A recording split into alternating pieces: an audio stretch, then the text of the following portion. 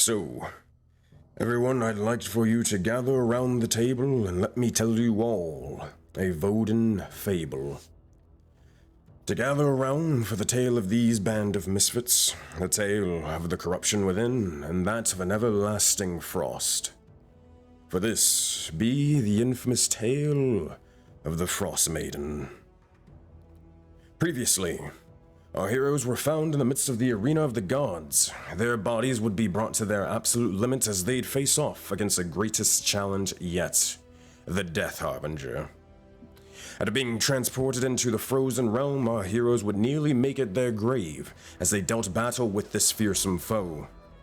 With Pyre turning up the heat, Karas slashing into his enemies, Liko pummeling her enemies as well and everyone around, as well as Anth inspiring his allies and taking the fight to his foes. In their time of need, however, they'd witness an old friend return in the blizzard with another strange figure before unleashing her fury. Groswarl. However, despite their reinforcements, Lika, Pyre, and Anth would be found on death's door, and it'd be up to Karas and Groswarl to finish off the creature. And with injuries sustained, it'd be a worthwhile victory as the Harbinger would be slain. With that, a powerful boon would be theirs and a forbidden knowledge also in their grasp. However, survivors, listen now. With you successful in completing your challenge, we'll have to see whether the blessings of knowledge and power are strong enough for you in Session 8 of Rime of the Frostmaiden. And with that, my friends, let us begin with everything today. Alrighty. Also, fun fact, I believe we're actually getting our own custom theme song for Rime of the Frostmaiden right now. This is just the official one at the moment, but I'm talking to a musician, and I'm going to see if I can commission them. They're actually part of the Discord Vocal Outbursts. They play in Adventures in Asteri. I'm going to see if I can commission him for a theme song for everything. And then we can get that sick-ass anime opening later. Oh, man. Alright, but that said, let me move you guys over to this map. I'm sure you guys probably have PTSD of this shit at this point. I'm reloading, by the way. Okay, you'll probably load in. I'm actually taking a little bit to load too. Yeah, that's fine. Yeah, well, I refreshed and it's like, oh, you haven't logged in. I'm like, how am I in the game then? Oh, man. Quick question. Is that skeleton supposed to be there facing off against Groswarl? Let's find out. Which skeleton are you talking about? No, it should be dead. Okay. It kills everybody. Honestly, that one skeleton literally was like, he murdered like 3 people in a row. Go ahead, Fish. Because he hit like 7 freaking hit points. Like he's like the beefiest skeleton out there. You know, he was apparently drinking his milk when he was alive. He had literally 1 HP. What are you talking about? Yeah, but he made that 1 HP count. I was just like, yeah, if they have magic missile, they're fucked. Oh man. Oh dear. All right. Yeah. Minion rules. Yeah. Yeah. Well, regardless, so, as we return, you find yourselves bloodied, near death, and aching in every way imaginable. Groswarl and Karas, you look around and see the Death Harbinger slain. However, you look towards your companions who are all in the processes of bleeding out, nearing death's door ever closer. That said, Groswarl, you find yourself for the most part alone besides this new strange individual. However, just before you're even able to say something, you see slowly apparating before your very eyes a taller individual who seems to be dressed in pure black, a little bit of a top hat as well as a plague doctor's mask. You see the keeper just sort of slowly apparate, rising out of the ground and the water itself. As this happens, you see as he just sort of looks over towards you, tips his hat, and begins to sort of start walking over to Karas. That said, are you doing anything, or are you going about your business? She's seen him enough times to know that he steals people, which is weird, but they always come back, so she's gonna warily let him do his thing. All right, you got it. Also, for anybody, like any of the players watching in chat and all that stuff, do let me know if like someone redeems inspiration points or anything like that, because I can't look at it. All right. So like if it, yeah, anything like that. Oh boy. All right. So at this point, you see as the keeper begins to walk on over, and as he does, he just walks over straight up.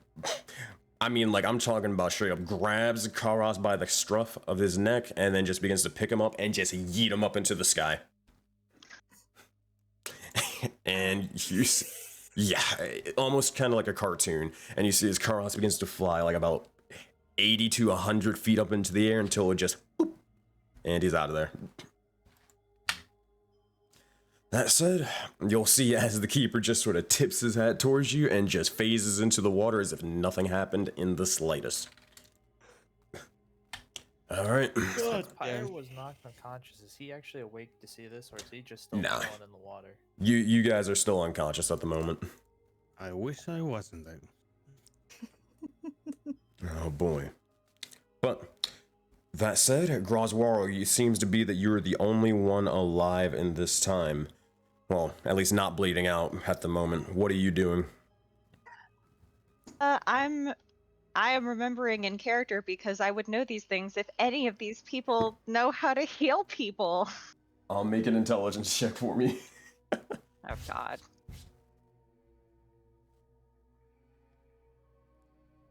Alright, let's see.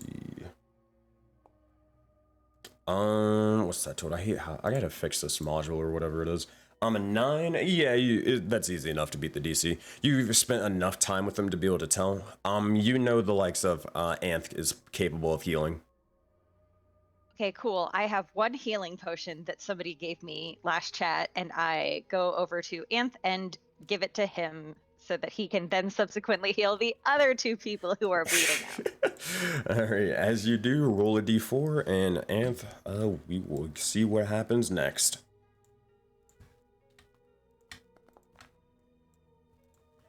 Alright, that is a 2. And as this happens, you begin to sort of feed the potion to Anth as he slowly begins to almost just sort of cough up a bit and begin to come back into consciousness once more.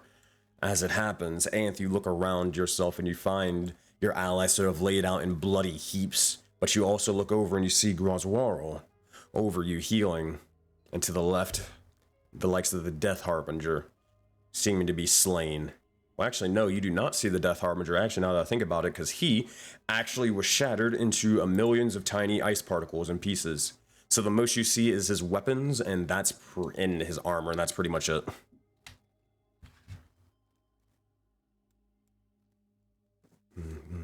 That said, Anth, what would you say and what would you do? Fuck.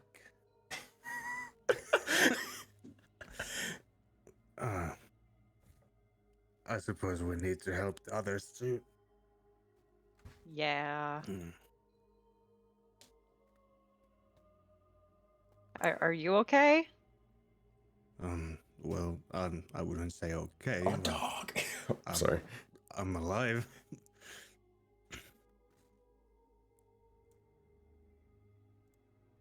Yeah. I think we've got to, if you can heal the other 2 before anything worse happens, and then we need to get out of here. Yeah. I think that's a fairly good plan of action. And I would head to Laika and use Cure Wounds. Alright, cast a spell towards her, and we'll get into that. So, Anth, as you begin to look over towards Lika and whatnot, you see as over on her form, she seems to be, again, a bloody mess, but you also see this sort of wicked claw, or almost ice claw, amongst her hand. As it's slowly beginning to kind of like seep and kind of melt. It is definitely strange. Her eyes are kind of sort of glow for a brief moment as you heal her. Kind of this blue light before eventually fading. And Lika, you are back up with 7 HP. So- Spluttering out of the water, you hear, "Let me out!" Hi, boss. What's up? Look good? Yeah. Okay. Yeah, sure. We seem to be out of immediate danger for now, so glad you survived. I'm glad too. Thank you. And would just think like, yeah, that's what he saw was pretty strange, but he also just saw a bear with glowing eyes and going crazy with That is true. So eventually you guys begin to head over to the likes of Pyre, who seems to be knocked unconscious, also bleeding on the ground. What do you guys do to heal him? I believe I have my second spell slot still available, or yeah, I have one spell slot left, and I will use it to heal Pyre. Good stuff. As you begin to do so, his wounds begin to slowly close, and Pyre, you begin to immediately sort of take a deep breath in, come back from consciousness, or come back into consciousness. What would you like to do? He's probably just kind of laying there, and as you kind of heal him, like, you know, the flame in the hair starts coming back to life, and he just kind of sits there, and he opens his eyes, and just sit there floating. Just As you float contemplating life. overhead, as you float overhead, a little red panda goes right up near to your face, like straight at you in the eye. It'll look at you up and down, and pat your shoulder a little bit, and go, "Oh, except for you, boss. I think we're okay for now. Where are we?" I'm not quite sure. Definitely not anywhere as cold as we used to be, so that's Mhm. fine. Yeah. You do eventually Um, see, as the green mist actually begins to stop, sort of flowing amongst the entire area.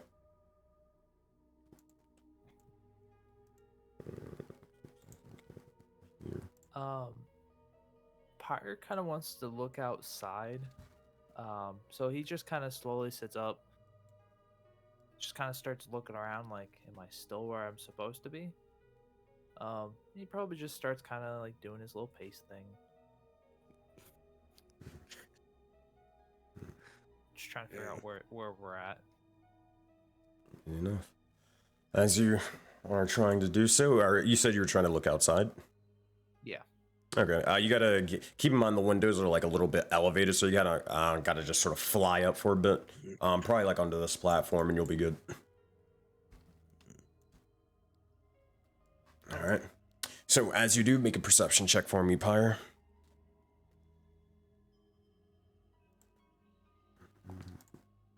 What's that total? 14. 14. 1 second.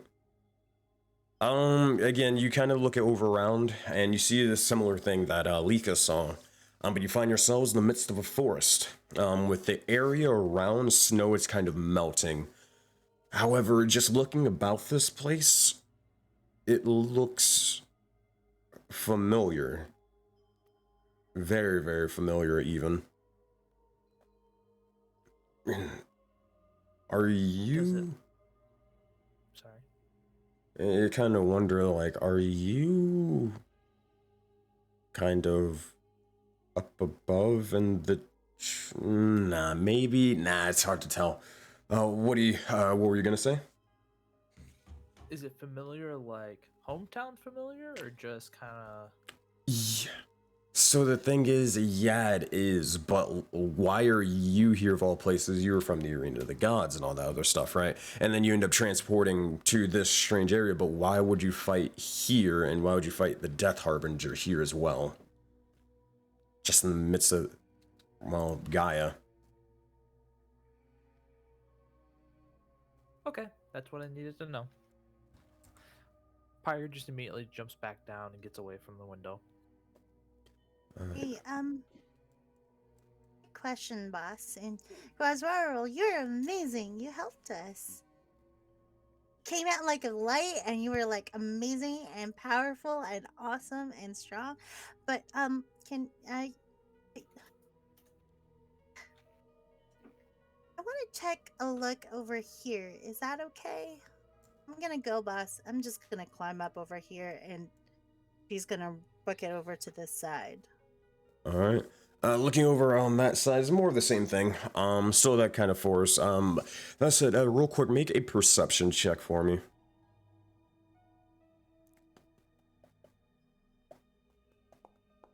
14. So looking about this area, you see a bit of almost kind of, and this again is like sort of off in the distance and whatnot. Besides this just general forest, it seems to be that more of the area kinda has this sort of strange green mist about it. It seems to be almost kind of off to the side, seeping more and more from the forest and kind of approaching towards you guys, but it not necessarily. It seems to just be sort of coursing all around, really.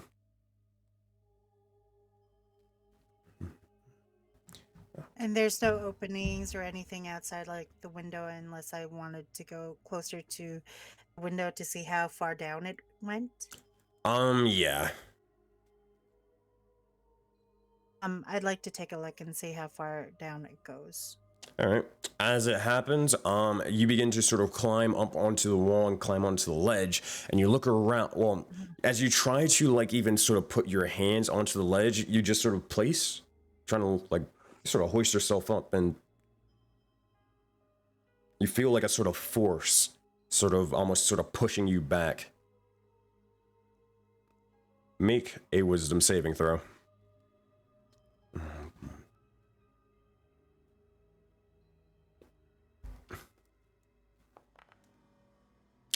Natural 1. All right. As you begin to look over towards it, oh goodness, Lika, you begin to witness as the area before you begins to slightly shift and change, and as it does, you just see almost taking over your entire sort of psyche for a brief moment, the face of the Death Harbinger as he looks you dead in the eye.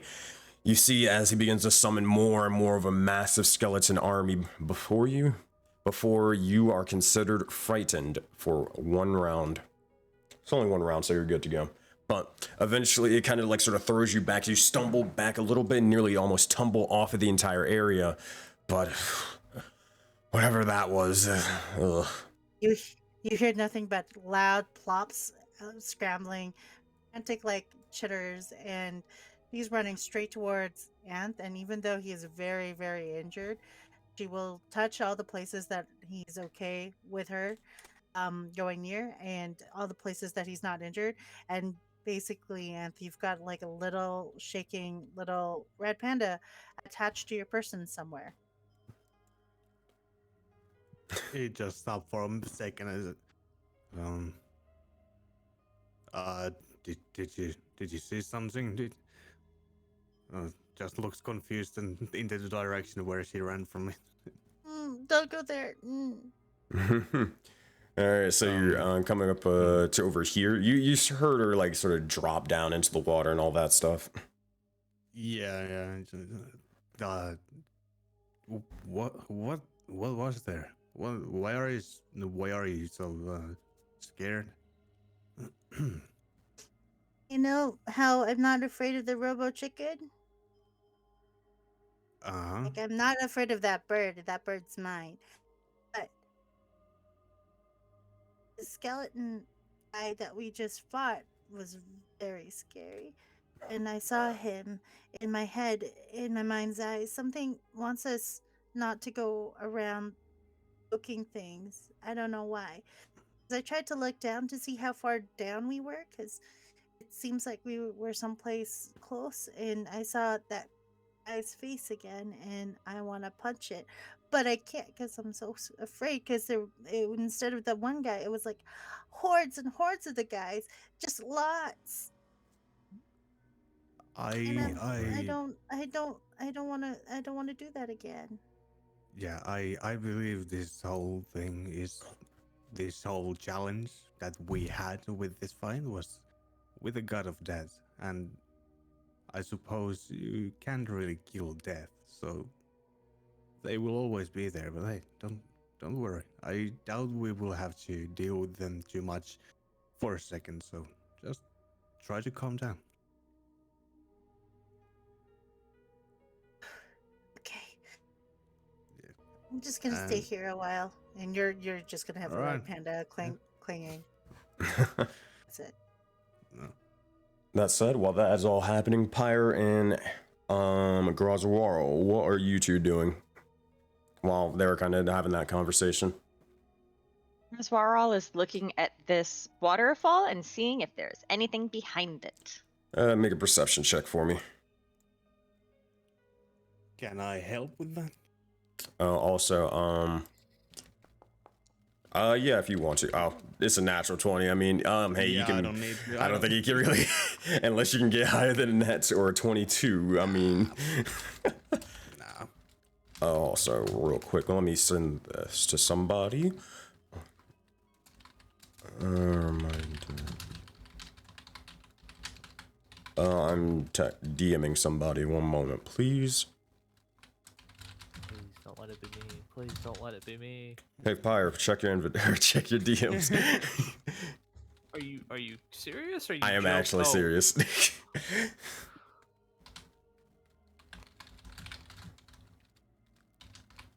All right, there you go. Because you mentioned it before. But it's been a week, so. But in game, it's been like, 20 seconds.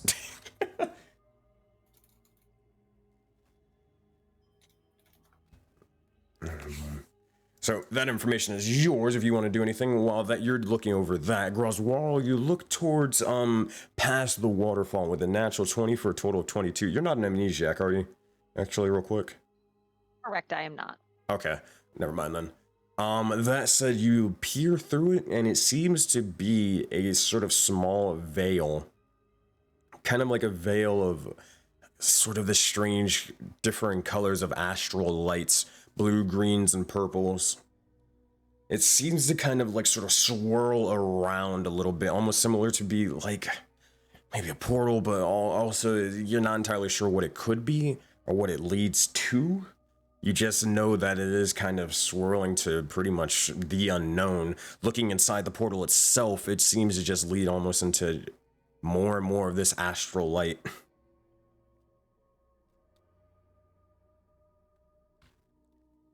He looks at this and then thinks a second and then turns around to everyone and says, "Is this how you got here through this magic thing? Is this the door you came through? Because we could probably just go No. back through it." No. He had a big, huge talking head tell us that we had to pass one of the challenges, and I hope we did that. I think we did that. But I don't know why we're not leaving now. Yeah, we came from there, and he just points like down the other way of this whole place. We came there. We don't even know really how we got here. We just kind of we kind of appeared here. So I don't know where you came from the windows or whatever, but I guess we are all surrounded by the same mysteries here. While they're talking, Pyre's going to look for I'm just gonna look through what the harbinger. There you go. Kind of like what he left behind as he disintegrated.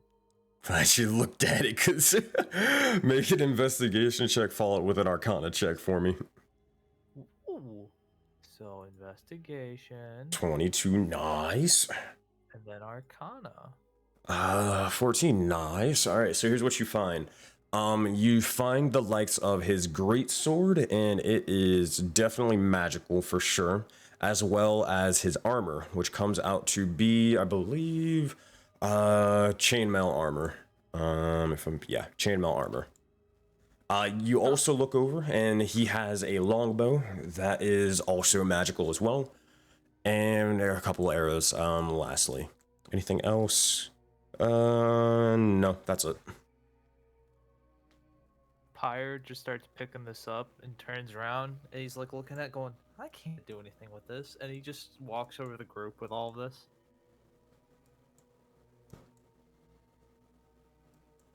And he's just like holding it. He's like, uh-oh. Oh, okay, I thought I froze for a second. No, you're good. And he goes, can anyone use this stuff? Because eyes are going to go Oh. straight towards Auroraverse. Another thing that you would have found, this is a big one. I don't know how the fuck I forgot about this. You would have found a fuck ton of money on him. And I mean a shit ton. Considering the amount of money you guys have seen or found so far, you find a total of, oh goodness gracious, 55 gold. 55 gold? Mm-hmm. Considering the amount of money you guys have gotten or seen so far, which is actually kind of interesting, like going across the beaches and everything, you have not seen a single gold piece, so there you go.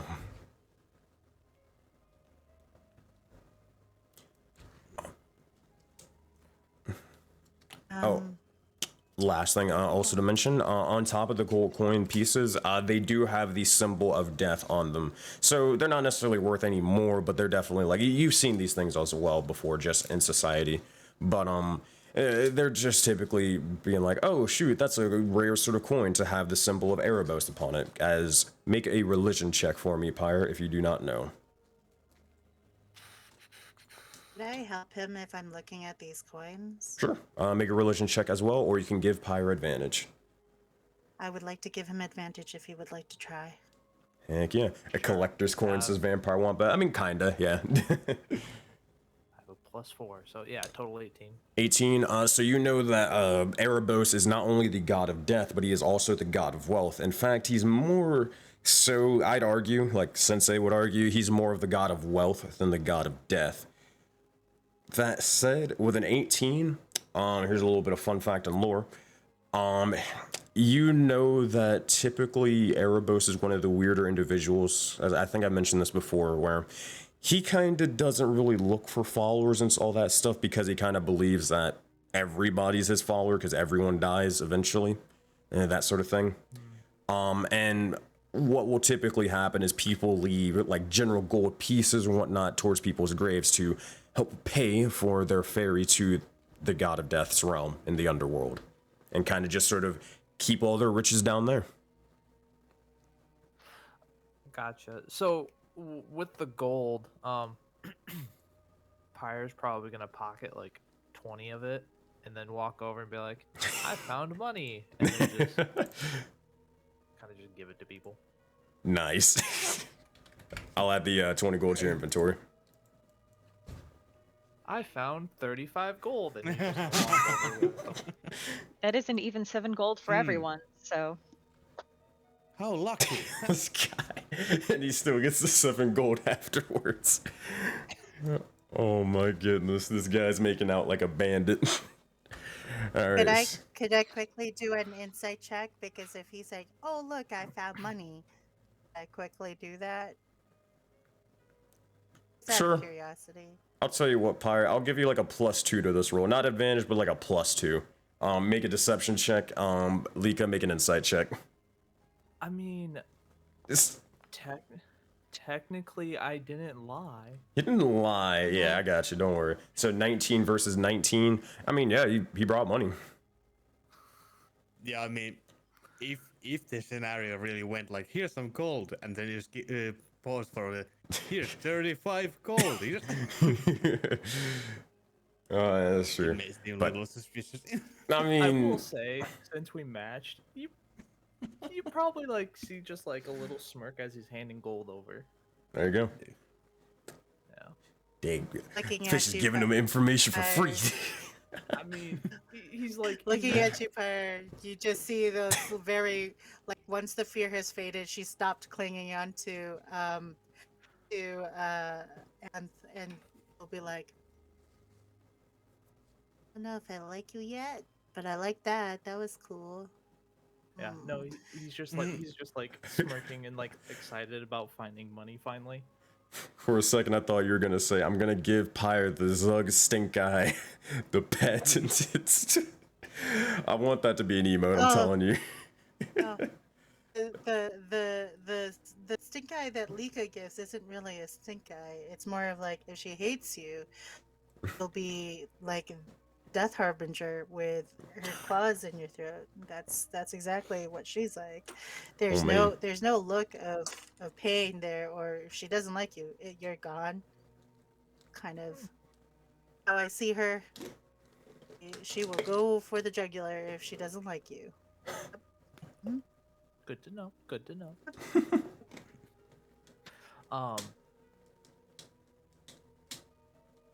As this is all unfolding, he looks over to Graz and goes, "By chance, who was the second person that was with you when you came charging in?"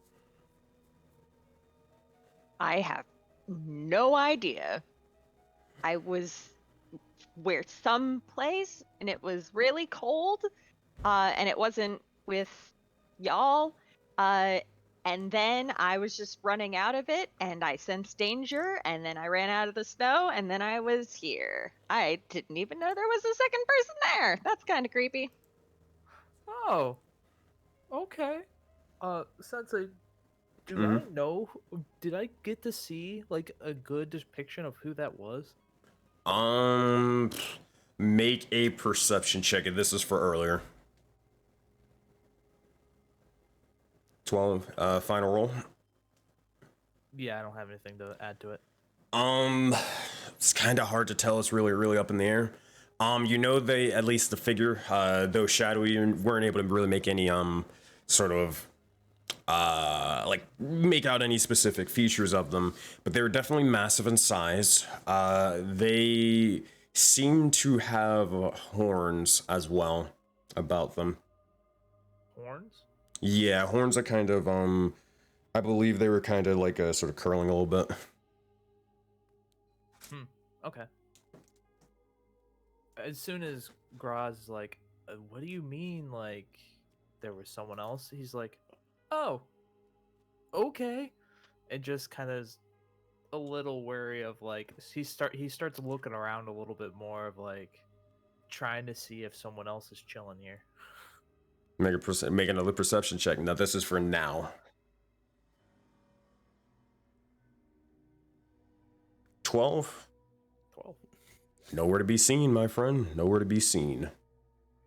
Just he seems to be like you guys right now.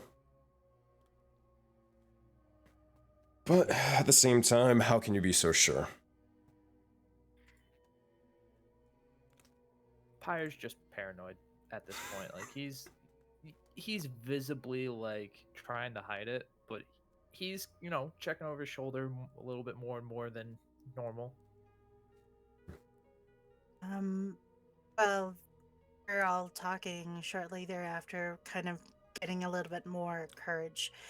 Lika's gonna go and start looking down to where we first dropped in, looking for doors and a way out. So, looking about over there, here, I'll drag your character and all that stuff. There you go.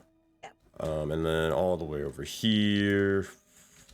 Come on. Yep. I'm looking about in this area.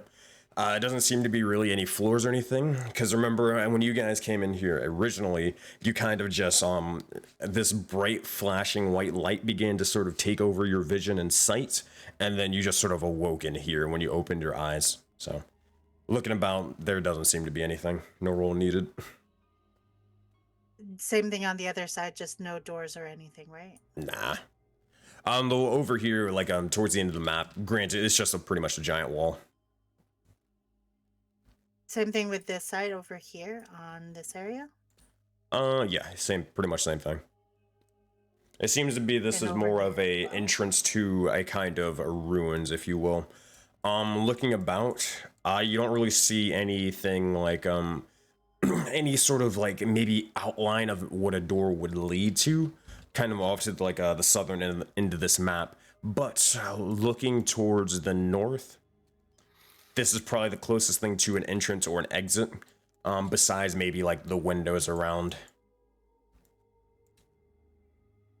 We were discouraged to go out of the windows based on what I'm gathering, so Lika's not even going to try with the windows, considering what she just saw. I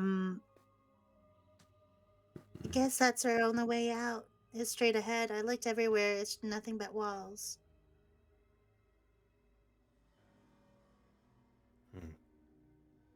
Hey, Anth, can you? Because I'm still holding this bow, this longsword, and this chainmail. Is Graz the only one that can use all this stuff? I don't think there's anything stopping me from using the chainmail at least. Chainmail is heavy armor, so if you can use that, then I think you, yeah. Besides, Alika can use the longbow. Graz can use everything because, you know, fighter. Cross can use all of those things because ranger, and he's melee based anyways. And yeah. He's just holding this stuff, going like. Now, granted, these are just weapons that were just dropped off by the Death Harbinger that you just happened to find and stuff like that. Yeah, it's all for Graz or pretty much no one. I mean, I don't mind using the bow, but I like using my fists more. And my teeth. He grins. So then he looks and goes, "Oh," and then kind of turns to Graz and like. She just kind of is like, okay. Just so curious, it's just like, you now have 3 items that just in your hands. Yep. Yeah, Pyro's like, I can carry them, but I can't use them. I'm not. I don't train with these things. He's just kind of like the awkward kid, just kind of like holding something up to someone, like take. What just happened? While they're doing that, is my spear still stuck in the skeleton or remains of the skeleton over by the one wall? Hold on 1 second. Is it overlay good? Yeah, okay, overlay's fine. I don't know what the fuck that was. Say that one more time. Sorry about that. No worries.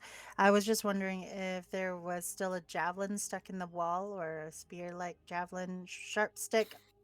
Yeah, over here. Yeah, there that I still is. threw. Is Yeah, it that really skeleton's wedged still into like the kind of wall? in. Yeah, that skeleton's still impaled into the wall. She's gonna rub her head. You know, I really owe Miss Oya a new thing. Maybe I can get her something better. I can stay with that buddy over there. Feel like it's a nice. I did a good throw. That was a good one. I guess we're going through the door, right? Like this is our only way out.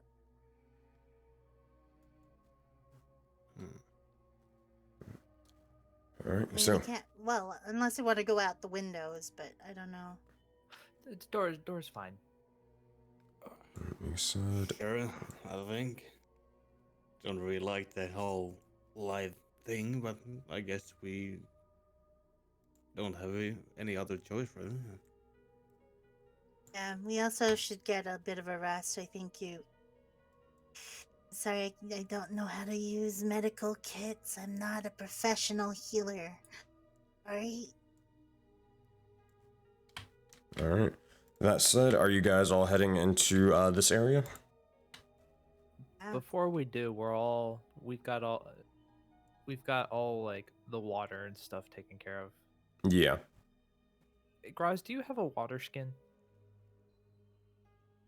It's a great question. Because we had 2, and we thought we had like 3. You do, looking at your inventory. I do. Before we go through, can Pyro like sanitize the water and fill Graz's water skin? Yep, yes you can. It takes a little bit of time, as usual. It takes you like only really a minute to do so. But as you do, were you trying to say something? While he does that, Grazvarol reaches down to the water lilies, which, point of fact, are edible, and she starts eating them and offers them to other people. That's a real life fact, by the way. You can eat water lilies. I was hoping someone would pick up on that. Today I learned. Oh, Yeah, I well, wouldn't because I'm just dumb, aren't I? there's 2 pieces of petal stuck onto her face already. That's just thank you. Alright, so I will Did we add pick up some more of this Rime the Frostmaiden with water. Boop. And that's it. You're just straight up just chomping on the friggin' water lily, right? Mm-hmm. Okay, you got it. are there any other more water lilies? I think it would Oh, be a there good are. idea to collect If some you of look at the those. map, there is like 10. We will collect all 10.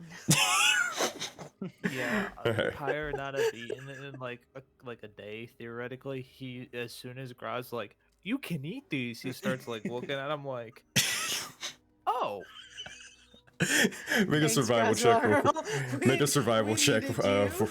one of you or 2 people. Make a survival check to see how many lilies you get that are actually edible.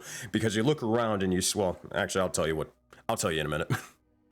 15, and then one more check. God damn, these guys are good. Nice.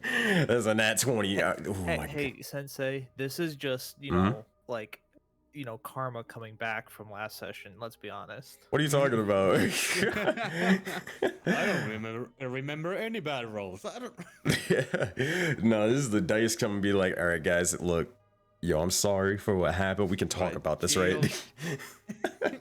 Oh man, with its natural 21. Oh, what was I gonna say? So you sort of sift through a majority of these sort of lilies. Now, the main thing that you got to worry about is the fact that all of the skeletons and the Death Harbinger itself were literally stepping on it and walking through. And on top of that, the green mist, whatever the hell that was, also sort of seeping into them. So you sift through a majority of them, and to your luck, pretty much almost all of them are good to go. You guys get a total of, oh boy. Someone roll a D8 plus 3 for me. Or excuse me, a D8 plus 4.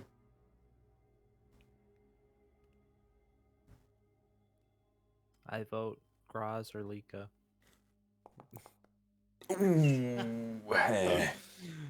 Unfortunate, but you do get the plus 4, so you guys get a total of 5 stocks of food. That is huge. So Dice we take taketh and those. The dice giveth. Hey, we take those. That being said, you guys have food for pretty much everybody. That's food you didn't have, so there you go. All right, so as you guys collect the lily pads, you see the waterfall just sort of spewing out in front of you. The area seems to be really uneventful and unchanged. Does the party go in, or do they do anything beforehand? Would like, while I was doing the scavenging for lilies, could Mhm. I also look for water skins or any sort of leather material on the dead bodies? Leather material on the dead bodies. Let me check one little thing real quick.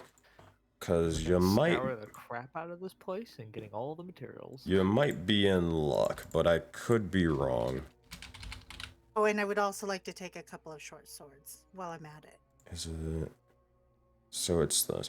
Okay, Lika, make a survival check for me. And short swords, yeah, you can take your pick. There was 4. There are 4 short swords on the ground if you would like to take any of them. And also I will 4 take short them all. bows. Alrighty, do you have I'm a gonna backpack? take all. Yeah, this is Rime the Frostmaiden. They have backpacks. Okay. I have a pink backpack. I will take 2 short swords and 2 short bows. And whatever Okay. arrows are nearby. One moment, please. I have to go find all those things. D&D Beyond items? No. Items SRD. Here we go. And short bow. And you want all 4. What's your carrying capacity looking like? You have No, plus 2. I only just want 2. You only want 2. 2 short bows. Oh yeah, you are more And then than I'll fine. pass it over to and then I'll pass it over to Pirate. At least he can try to shoot this. Did you want any short swords or no? Yes, 2 short swords, please. 2 short That will swords. bring up my short sword total Gotcha. to 3. I would be encumbered, I think. No, you are nowhere near. You're carrying 64 pounds and you can carry up to 150. So you hand him the short bow, and he's like Or a holding short it sword. sideways. You Okay, hold never it- mind. She's gonna give you the short sword and be like, "Can you use this?" He reaches to grab the blade part of it. Hey, nope. She's gonna show this. She's like, kind of hopeless, but you can be taught. And her knuckles just clench a little bit and crackle. Pyre takes a step back. That's And the thing is like all of this, and he's just kind of like swaying, and like you can tell like he's just wiped. Like yeah, he's wiped. Apparently, from the brink of death, she's like ready to go here. Oh. How did our leather check go? Your leather check, there we go. With your 16, so you see bits of leather, but most of it's kind of crappy. And the leather that you're actually finding is from the skeleton's armor themselves. So it's kind of, if you wanted to take like really, really rusted and kind of crappy leather armor, you can. But if you want to spend the time, you can kind of like grab a couple, try to dismantle them, and like during a short rest to make a little bit of leather out of them. Well, I don't want to make leather armor. I wanted to make water skins. Well, yeah. So I'm saying like you can use the armor, like the leather armor, take the bits of leather from it to then use it to make a water skin later. Does that make sense? Yeah. Yeah. And I'll do that, whatever I can do. Well, Because it sounds like we've been in here for about a while, just looking around investigating. So all I right. think So during the time that we were doing that, that's what I would do. you're able to find over the pretty much over all of them.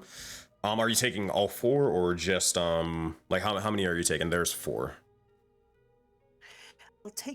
Will 4 make one thing or 2 make one thing? It'll depend on the survival check later, so it's really up to you.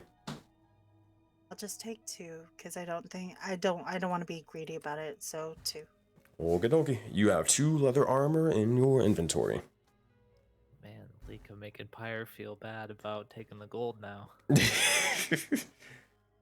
Oh man. Guess who taught her? Okay, and she's gonna look right at Anne.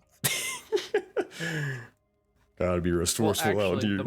the more I think about it, he doesn't really feel that bad. All right. Anything else you guys would like to do while you're here? Alrighty. So be it. If you guys so you guys are stepping through the waterfall and into the sort of astral swirling veil, correct? All right. Yeah, very So- hesitantly. Very. The party begins to step forth, gathering themselves, and as they do, oh boy. So it's a little bit of a strange experience about this.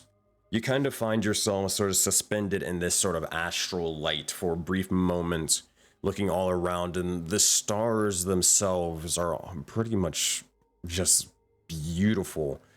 Looking about, you just see all the bits of sort of ever-changing stars, shooting ones and more, but everybody real quick, make a perception check for me. I wonder if we said that forbidden word here. Oh, Pyre's not uttering that thing ever again. Screw that word. He's done. Oh man, 20, 15, 9, and 10, 20. Hey Pyre, how's it going? So, What up? you look about and you see as there are 2 massive sort of spheres beside you, or like kind of far off in the distance.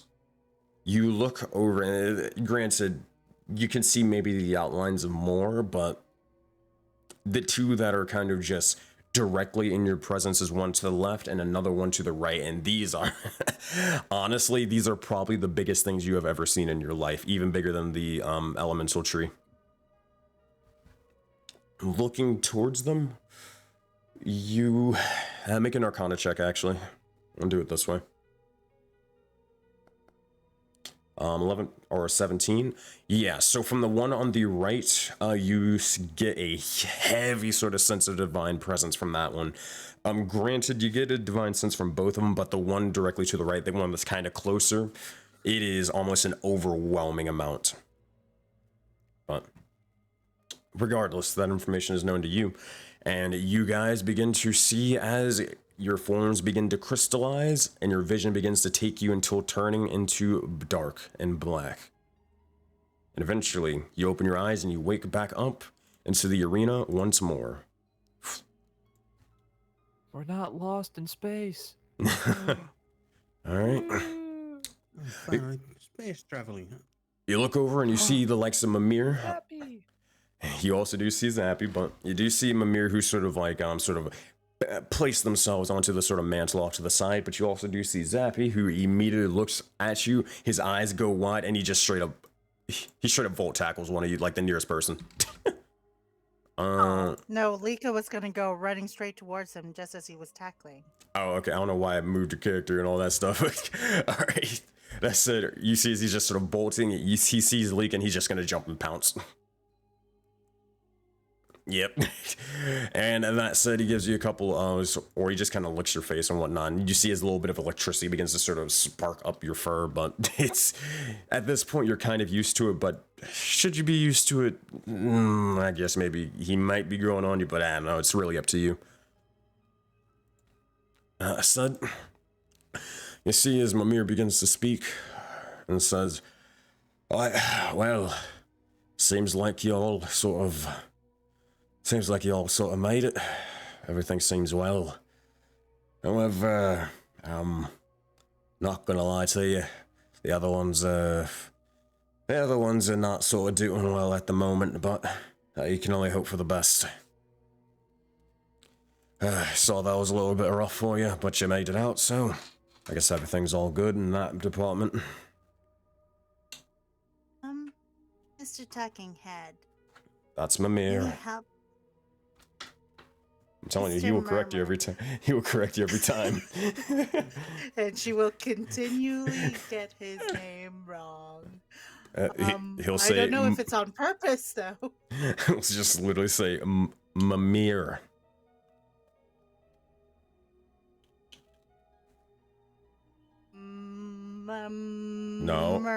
No, you say me. You say me or me, one or the other. Meh.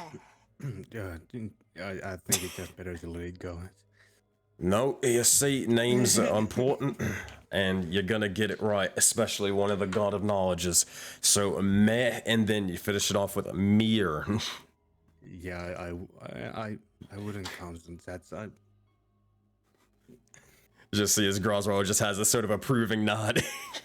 Yeah, Cressroll actually goes over to Lika and is like, "Oh, I don't know who this guy is, but like I have the same problem." So she goes over to Lika and she's like, "Me, kind of in like the bear way, because obviously Lika can pronounce her name, so she's good at like the bearkin stuff. But so she does it kind of like in the bearkin accent to help her. Me, right? She looks at him and she's like, It was like, yeah, right, that's right, like that's Mimir. close enough, yeah. I'll take that. Me. I think Lika's dying of laughter right now. They're just muted, they're just having the time. They're giggling. That said, so, that said, with all the likes of you sort of here, where'd the other one go? The one with the sort of shaven head on the other side? Mr. Plague Doctor took him. That fucker. That seems to be a normal thing, huh? He took Amethyst, right? Karas. Yeah. Oh, was that the cute little one that we didn't hear much from? Yeah, the salamander. That's the one. Ah. Yeah, it Aw, took her before. that one seemed nice. Is there a way for us to help our friends? I wish I could, but that seems to not be the sort of well, how do you say, the properties of the fight. If certain things were in play, like maybe it could be the case, and I guess all the Auroraverse and whatnot, but sadly not for this one. But they had to face their own challenges like we did. Aye, gotta show their own strength. Either they'll perish if they show weakness, or they'll be strong and they'll live to see another day. What happens if you die in the arena? You see, you asked this It is not question my before. question. You see, you asked this question before, and I told you the answer already. Do you really want me to repeat myself? Well, Alright. Speaking of which, you do actually get a little bit of a boon, as well as a bit of hidden knowledge as well. Like I said before, there's no holding back for this one. You can ask me anything and I can answer it. Well, I am the god of knowledge after all. Thing is, you need to be careful about what you ask. Not all questions deserve answers. Well, at least to everyone. Do we have to ask it now, or can we ask it later? Well, I mean, you could ask it anytime before you leave the place. I mean, unless you really just don't want an answer to be, well, told to you.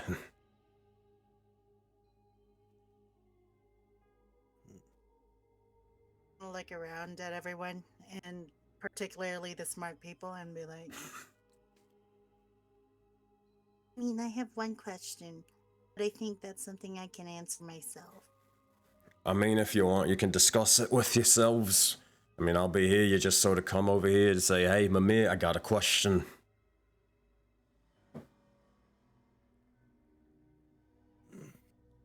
Also, so let me explain this out of game real quickly to you guys so everybody's informed of what is happening. So, as you guys have been successful in completing your challenge and whatnot, you have been gifted one of the 2 boons that you will receive, but one is going to be a free bit of knowledge, well, from the god of knowledge himself. This question can be a meta question about literally anything in the Auroraverse or whatever, or anything at all. There are no limits to the question. However, one thing should be known. Some questions can result in immediate cosmic death as well, or normal death, or other bits of repercussions. So be very careful on what those questions you ask are. Now, as another group always likes to say, you gotta ask a question, so hey, cowabunga it is, do what you gotta do, but be very, very careful. And for those of you, because I have to say this as well, cosmic death, if you're not aware, basically is this. If you suffer this fate, the same as the first, you not only, or your character not only dies, but every single character you played in the Auroraverse also dies. On top of that, they are erased from existence as if they never were. I believe there are 2 players right now present that have echoes. So they will all be slain, killed, and erased from existence if you suffer this fate. But that's only if you answer or ask a question that can result to that. So there you go. Also, well, no, I guess that depends. Never mind. Yeah. I just Out don't of- know what to ask. Yeah, and just out of character, I have 3 questions I would like to ask, but I don't know if those questions will get us killed. So I don't want to Discuss it. You got particularly plenty of ask time. any question. Yeah. Tell us what your questions would be. I don't Share with the think this is class, will probably- you? Yeah, I don't think this will be like, I gotcha, you asked the question. Yeah. I gotcha. Now you gotta. That's the question that you sold. It's not Get fucked. It's not it's Oh, not the monkey this is fist. not my question to I know, Mimir because I know. obviously, Yeah. like, I don't want cosmic death to happen at any time. But how many people or souls are we connected with?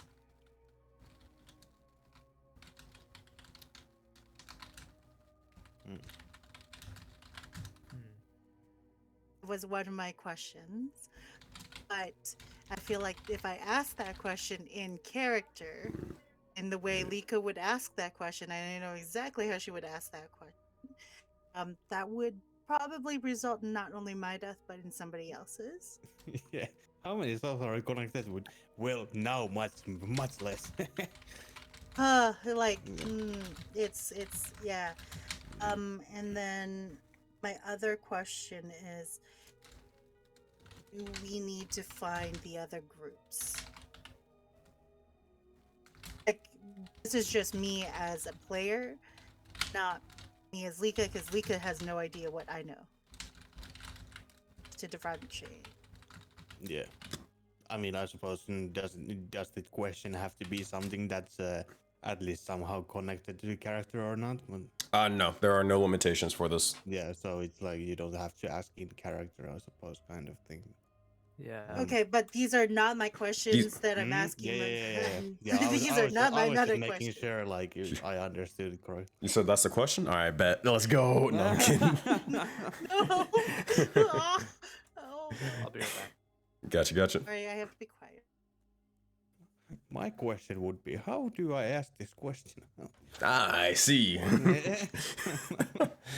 Oh, Yeah.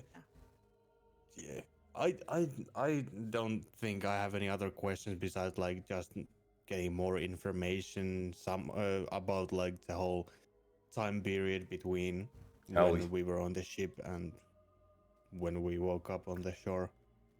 Hell, even real quick, even though they're answering the question, it's completely up to them. I mean, hey, you can even ask chat. What the fuck should we ask? Yeah, I mean, yeah. If I haven't seen any ideas in chat, but Cat is just like, fuck! I'm not here! Well, where there is one question that was in chat, but I don't know if that's a. Yeah, we know where. Like, it's somewhere. We don't need to know that. Sorry, I'm back. I think you already know that Still in answer. astral space?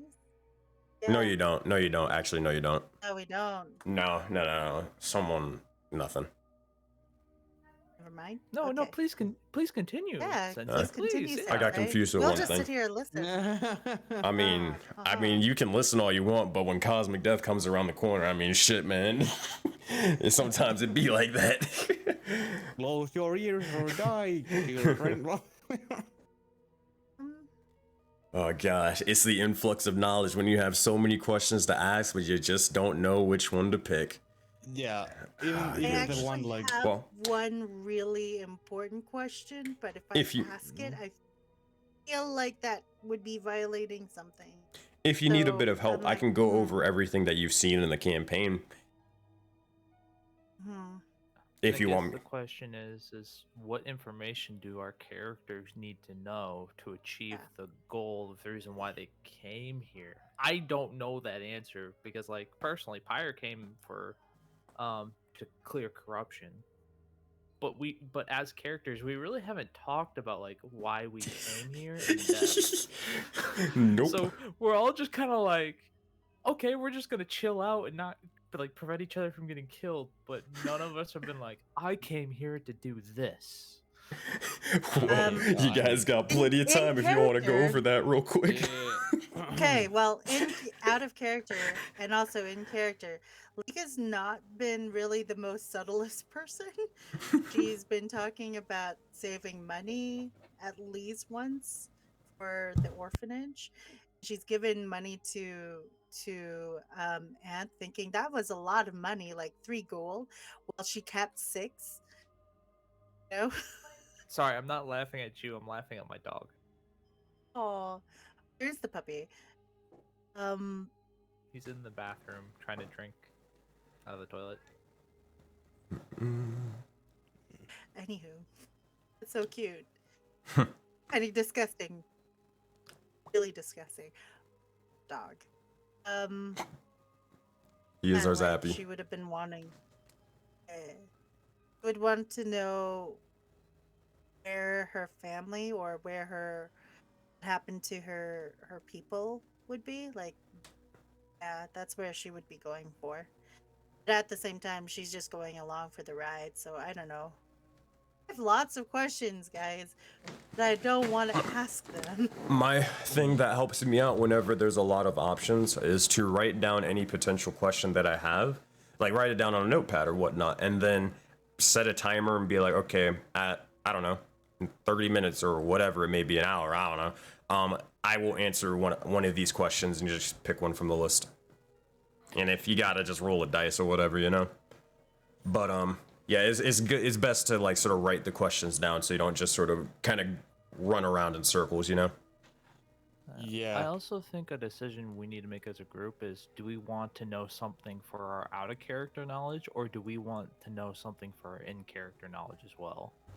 So because Regardless, you guys will know. all this stuff. Like, Regardless, you will know this in character. Whatever thing you choose. so it's specifically like in character knowledge that applies to what we're doing. I will explain how you know. I'll explain how your character will know this. I can briefly explain it a little bit, but I don't want to get into too much spoilers. I know all that stuff. All I can say right now is there are mechanics and lore built into the universe where you are able to answer things out of character and on a meta perspective with the ideas of what's it called, souls and spirits, and pretty much. So that is essentially the the lore representation of you, the player, and you basically answering all of these sort of questions, and you being connected to your echoes, aka your characters. So your spirit, quote unquote, is answering or asking and answering the question, or excuse me, asking the question. Gotcha.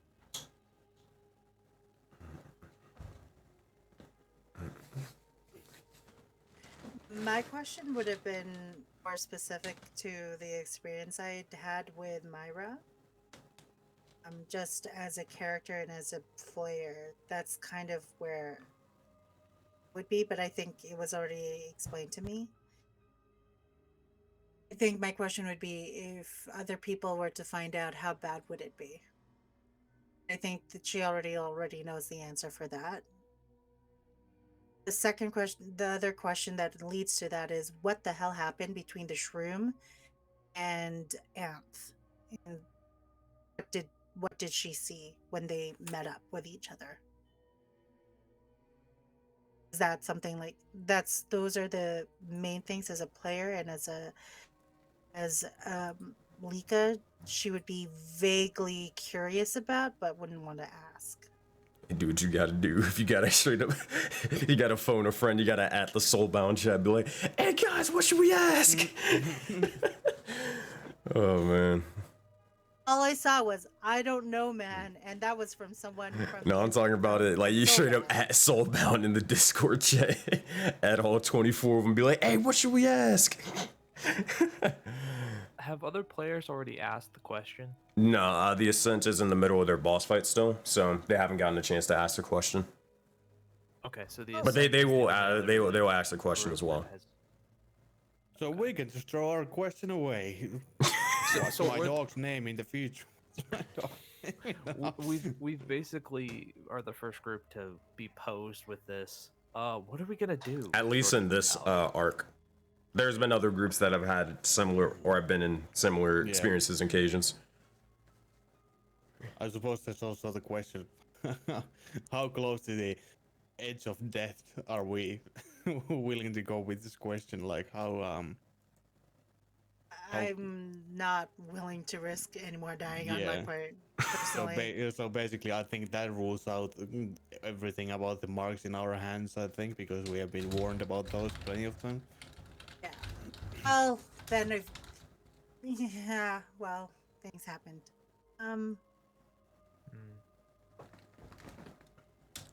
How important are these questions that we get to ask? Oh, by the way, Animus, if you want to really go that route, just know the free natural 20s are off the table then. If you want to go that route. But that is an interesting question, but I do wonder, why time works how it did? Yeah, I mean, you can't really I just think that Lika is probably by now, when it comes to time, she's like, blink and it's gone. Yeah, and doesn't really care too much about this. Pyre, like, realistic, that's one thing, like, I don't have any theories, so Pyre's kind of like, there's other things that I want to figure out first. Yeah, I'll figure I have that dark out vision, I don't care. we are that group that is sitting, and in front of us is a god who's like, ask me anything and you will get all of the answers, and we're like, big huge question mark of like, what even? How do you Should make we a just grilled ask what we're cheese supposed to sandwich? ask? says fucking like God of What's knowledge your and favorite color?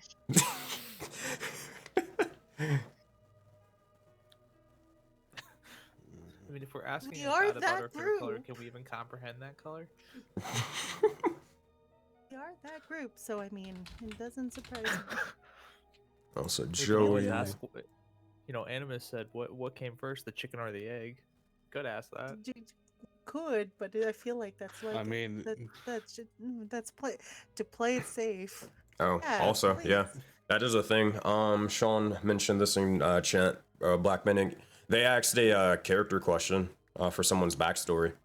That's what they did when they were posed with something like this. yeah, I have a question for, but even Mimir doesn't know that fucking answer. So as far as we know, so I mean, Isn't he? he does know a lot. I He mean- knows a lot of things, but he just hasn't told you shit. but he's the one who wanted us to find out. So Hey man, cowabunga it is. does this man have another brain somewhere that knows more?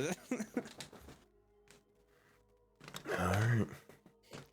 All I can say is you have whatever question you ask, I will have to answer it truthfully no matter what. And whatever consequences happen afterwards, they just happen. Yeah, and this answer is question. you. This answer is from you, not Mimir. Like that's It is me right? through to Mimir, because he is the god of knowledge and he is a Okay. god, so he can know. Yeah, but like what he I love knows this alone shit. doesn't like doesn't determine if we get the answer or not. You have basically the four main players in Rime of the Frostmaiden who have like the biggest Pikachu faces on their faces. Sean says doing a lot of thinking, not a lot of cowabunga now, right? Yeah, we are. Oh man. I mean, also the question I have is, it's kind of just for personal gain more than anything, but Why don't we? I mean, we're all just kind of like, hey, what's up? I think the conversation is like, why did you come to the Azure Taiga? And then that will kind of filter into what we want to know, because if we have like a common goal, because like I said, I don't know other people's backstories, but if we have a common goal, the question could be put towards achieving that goal. That's pretty smart. Like I said, like out of character, Pyre's literally he came to the Azure Tiger to try to find this Frostmaiden because he heard of it. Well, don't go too far into your backstory and all that stuff. It's got to be I know. just yeah. It's got to be discovered in But- game and all that. But yeah. let's air Yeah, but, all our he's secrets. there to basically investigate that corruption. Like he's a bookworm. He wants to learn about it and see what he can do about it, sort of scenario. Yeah, I don't mind like that. I think that would be a good question to like get more information on the corruption, all that stuff. Huh? I think that's a good one. Yeah, that's all you guys get in my backstory. Well, if that's the case, have that conversation in character if you guys want to figure out what each other's goals are. So you guys look about one another, and as you're kind of just trying to sort of puzzle and try to figure out what to ask, Pyre sort of begins to sort of chime pretty much of what you guys are trying to do. What are you trying to accomplish? How do you guys respond, and what do you guys say or do? Yeah, so Pyre just kind of looks, and because we're all just kind of like remaining silent, thinking. He goes, what is everyone's goal for coming to the Azure Taiga? Well, my goals have kind of been, well, they aren't quite as available as they used to be. But I suppose we will find out when we get to any town in the near future. Well, joined up with us because he was cool, and I saw him in a festival, and that was like a year and something. Well, I don't know, a while ago, and I was lost a little bit because there was this weird thing that was like following me around a lot. Like, I don't know what it is, but it just kept following me, and I kept feeling very frightened of it. And then when the festival came, I was really happy. And then I saw Mr. Anth, and he was doing really cool tricks with cards and stuff. And I was like, ooh. And he was really cool, and he got lots of money. And then I told him, hey, do you need like a security guard? Because I can do that. Then he kind of looked at me and was like, yeah, sure. And then I saw how there was nobody coming in, so I became promotional material.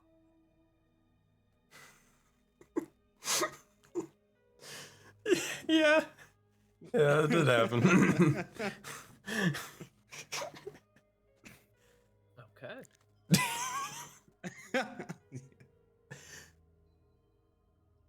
So that's so how do you respond? Let me recap. So something was following Liko around. Found the carnival, made her happy, found Anth, and basically started being a business partner. Where originally you were security, but now you're promotional material. 'Cause you can't keep people in. Like, is that an accurate like summation? Pretty much. Now, what was following you per se? Again, you just felt like something was lurking behind you at all times. Yeah, I thought at first Okay. it was Zappy, but Zappy's cool. Okay. He sort of barks and licks your face. He's cool, and then she shoves it a little bit away. He just keeps licking your hand. Make sure that it's the back of her hand, not the one with her mark. She just kind of makes sure it's like, back of the hand. The face don't want to talk. He thinks it's a game at that point. So after hearing this, Pyre turns to Graz and is like, "Well, what is your goal?" She kind of looks a little bit sad as she thinks about it. And she says, the taiga is my home. It's all that I know. And the corruption is taking it. And I have to find a way to stop the corruption. And I don't know if we can reverse it. I don't know if it can be saved, but Oh no. Uh-oh. Hey, DM. Oh, what's no. going on, bud? Did you say some bad words? Did I say something? Oh yeah, it's all coming together. No word. Hey, Groswirl. How's it going, friend? We have to have a conversation. We have to have a conversation. Oh boy. Okay. Hey, Graz, you said that. How many times did she say that? Twice? I thought so. The corruption thing? Hey, Graz, make make two saving throws at the highest you possibly can make. Wait. What specifically triggered this? Like, what word? Hey, Graz, make two of the highest saving throws you have. They can be the same roll, just I need two of them. And make it a damn good one. Okay.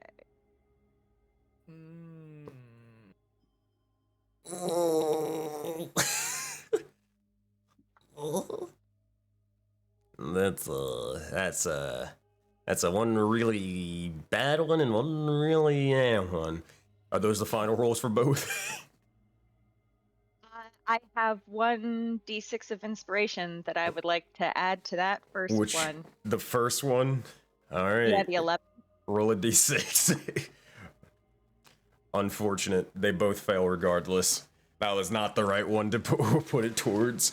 That is unlucky. And that is... Was the DC 20? The DC was 20. It's always been 20. Ah, goodness. Alright, hey, Groswirl, I need you to pick two memories for me. Oh no.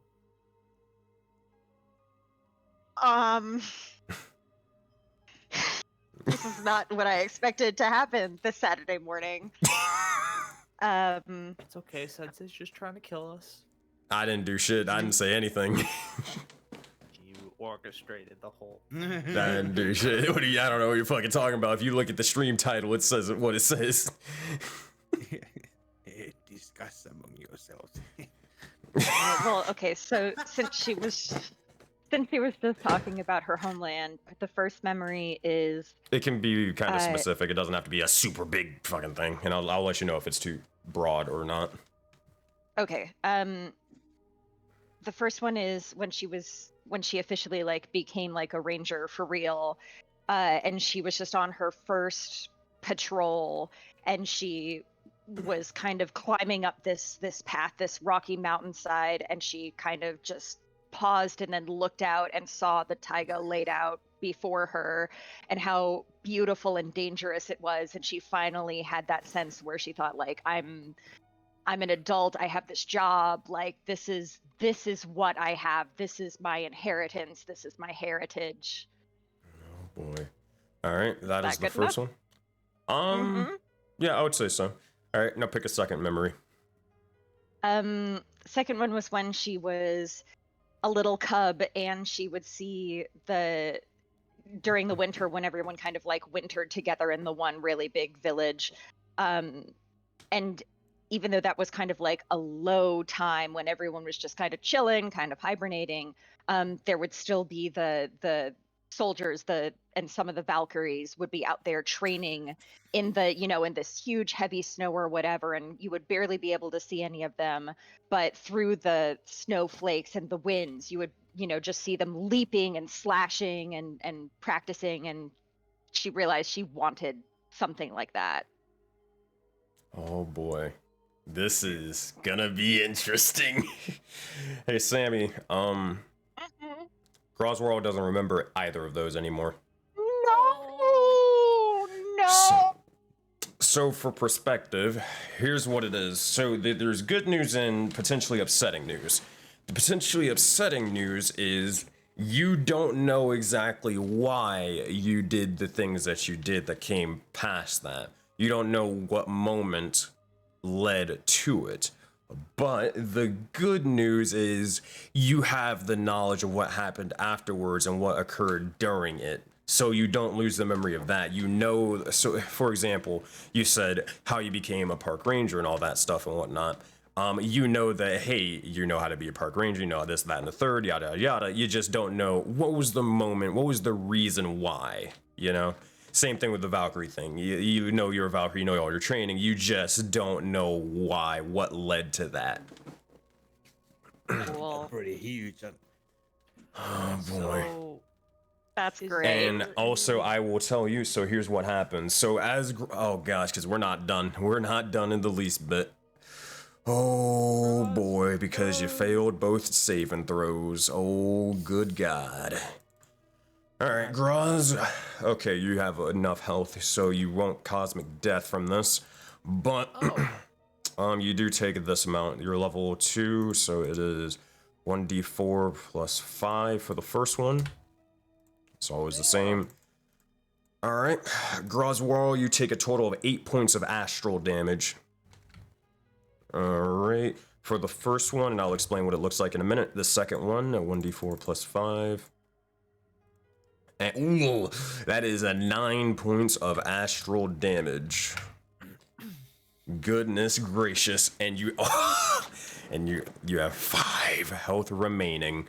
So here's what you guys see. As Grosworld mentions the corruption, you look towards where her mark is, and you see as it begins to writhe with shadows, but the shadows aren't really black. They're more of this sort of astral light that slowly takes over her entire paw and upwards towards her arm, or coursing amongst the entirety of her torso, down her leg, and nearly just barely, and I mean just barely, stopping towards the neck. hey, Sensei. The thing is, Grosworld, check your DMs. I will send you something. Hey, well, Graz, I've got a question. What mark on your hand? What is your mark on your hand? It's a black star. Interesting. Okay. Sensei, player question. Mm-hmm. I said corruption as well. Oh, Nothing did you? happened when I said it. Oh, you did? My bad. Hey, make it the highest saving throw you've got. I should have just remained quiet. Oh, man. I will tell you what, I'll give you a D4 inspiration for being honest, though. Oh, goodness. It And make doesn't it a... help that he has 9 health points. Yep, so make it a good one, my good friend. Please do, I beg of you. Max saving throw? Highest saving throw you possibly have. Oh, goodness. Let's go! That is a 26. Oh, Natural good. 20. How many echoes do you have? None. None? Okay. So, Other than this one, I guess? oh, I gotta stand for this one.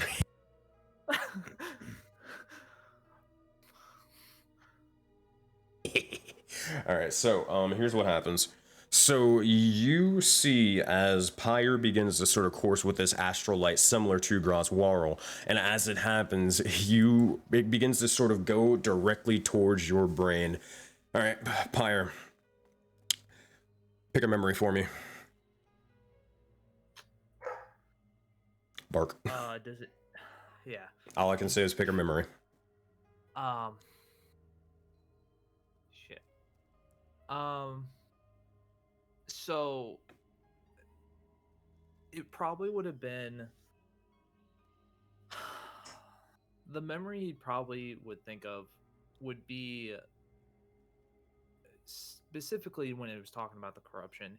He was probably thinking of the reason why he is not crazy about corruption in general, like the word. So he's probably thinking back of a time where back home where he was being raised in school, and how there were certain groups of kids that would pick on him because he was, you know, above average for his group, before he switched schools and everything. So he probably remembers a day where he was being picked on and probably was basically like reporting it to the people, like, hey, like this is happening. And so he would probably be thinking of like when reporting it to the authorities, just being brushed off because, you know, the people that were the adversaries here had sway with like the town's guard. Like they were more noble family line sort of scenario. And so basically that moment of like, hey, you know, corruption of any form is what I seek to remove for equality, basically. That's what I'm going with. Okay. Oh boy. Oh boy. Oh boy. This is something. It is an interesting one. I gotta think for this one. Give me a minute. Cool. Sensei, does it help if I add the D4? Like, is it? You can't add the D4 to this one. Afterwards, though. Oh boy. You can't. Oh, okay. I guess if I rolled the 4, it'd be 30, and I was like, I could have done that. Okay, I got it. So, as you were kind of sort of recalling upon this, you begin to remember and sort of think back to you just sort of even being in this area and you just getting pretty much brushed off by these said authorities, other sort of fire genasi and whatnot like yourself. However, you remember as they're sort of just brushing you off, they were actually sort of returned to you and kind of said, we don't need to worry about things that concern yourselves with that. You need to be as strong as ever. For those who are weak are those who end up falling amongst that of the tree and reside onto the ground, never to be seen again. Don't show weakness, boy. And as this, again, just like completely just kind of brushing you off entirely and just sort of saying, when we show strength, then the mighty Phoenix will return and take over all of the land and all of the tree.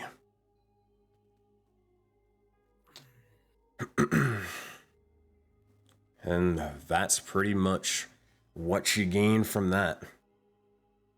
So, to go over and recap all of that, he mentioned that of a mighty Phoenix. He also mentioned of individuals falling for showing weakness, and those who are strong stay at the top, and all that stuff.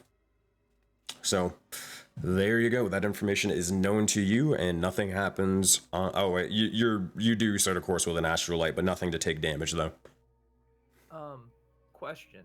Mhm. As just kind of a player, Pyre has probably thought of the corruption. When he thinks about it or like takes notes about it, does this actually inflict him? Oh Or is no. it just when it's spoken? When it's spoken. Okay, because he From what spoke you can the tell. other word, and then he's okay. Okay. So basically, no go on corruption apparently.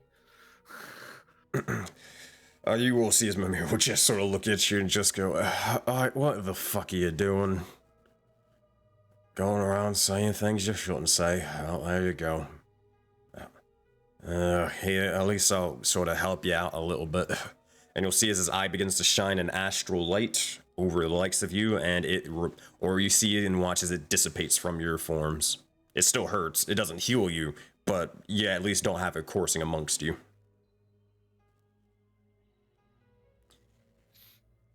And then he kind of just goes back to doing what he's doing, right, which is pretty much just waiting. He has a pretty much a timeless sort of view on the world. He's been here for a while. So, with what Graz was saying, does it dramatically change of what actually was said, or No, like the word was said. It didn't like it didn't like bleep or filter anything out. She said what she said. Just when she said it, terrible things happened. So we heard it, but if we so we Yeah. heard that whole thing of like, hey, this is why you came here. Yeah, yeah. Okay. Boy. That said, Well, you guys are free to continue. as Graz said, it's like, well, I could see protecting your homeland from what protecting your homeland is a valuable effort, a valiant effort.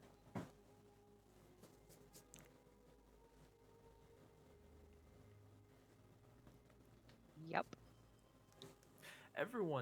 So everyone sees like the corruption and like that kind of Yeah, I was just thinking that answer. Yeah. And just stands there like, Well, granted, Mimir took it away, but yeah, you did all see that for sure. yeah. Prior goes, maybe Oh. we shouldn't. I guess one thing that should be known, it didn't, I messed that up, my bad. But it's a retcon a little bit of thing. When Mimir looked at it and it phased away, it didn't really like phase and just like sort of dissipate. It more froze over like an ice, or kind of like a crystal, and then shattered amongst your form.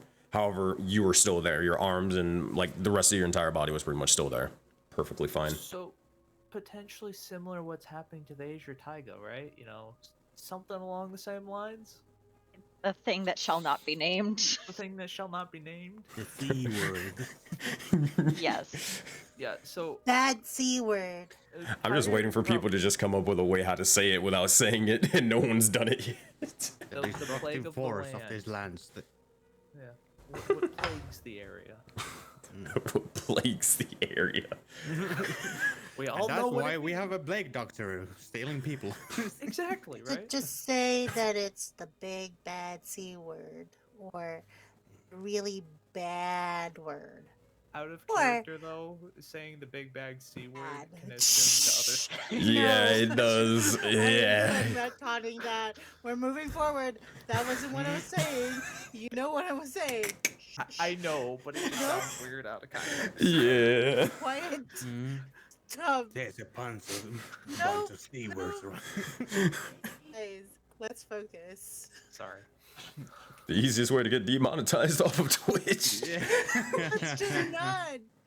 Just not. I'm just thinking of words. Kawabanga, it's a big Let's just refer to it as the cowabunga now. Well, I don't think that's fair. Yeah, no, that no. Oh man. Oh, It's out there now. So anyway, I think it's just mutual agreement that we all know not to say it now. Yeah. but I'm looking up synonyms. Hold on. We I'm could gonna just call it actually like look the up. evil or something, right? The evilness spreading across the taiga. evilness spreading across. Okay. All right. It's just even worse. We're just getting. It's just even worse. Let's The just, astral ones. The let's just cosmic not, light. let's just Nothing. Let's just Nothing. not. I see. All right. Nope. Anyway. Yeah. Animus Hey. suggests the plague. The what comes to plague. the land. So I think somebody will just make a character that's a preacher that will just call it the evil that plagues our land. The evil that plagues- I'm just gonna move forward. Can we please do that? I feel really awkward, and uncomfortable right now. Okay. It's just like Move on. Can that. we please? That's said. Oh, So, yes. Pyre, you have said your goals. Groswell, you as well. And Lika, you have said, but. Well, I guess, yeah, you all have said your goals and all that stuff. So, I guess, at this point, what question do you want to ask? And we're all back full circle. You were saying, if I remember right, you were saying to ask a question that can help sort of accomplish your goals and all that. So, that is up to you. What you ask? Well, you're all here to fight off big, bad, evil things, right? Yep. Yeah. I like to fight off big, bad, evil things too. Especially that chicken that I really want to skewer. So, my question is, how do we do that maybe? Okay, where do we start? Where do we even start? Need a Pyre- direction. Pyre looks at Lika and is like, yeah. He has no clue what you're trying to think or say right now. He doesn't know any of those things. I mean, if it sounds like we're all here to, for two different reasons. One being, to bring new trade or new entertainment to these cities, and two of us are trying to prevent what is plaguing the land from spreading. Both of them, if the land's not here to travel, I think it's a good idea to start cleansing what is causing this eternal winter. Well, we still need a direction. We can't even really do that if we don't know where to go first or what to do first. You know? Like, what do I say? When you're lost, right, you have no idea where to go, you kind of have to sit in a moment and figure out where you are. Right now, we're in a Murmur. What? You see, he's just sort of snoozing for a bit. He's like, what? Kind of wakes up.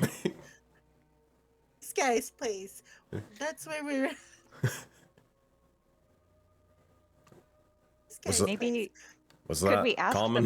the best way to fight the plague?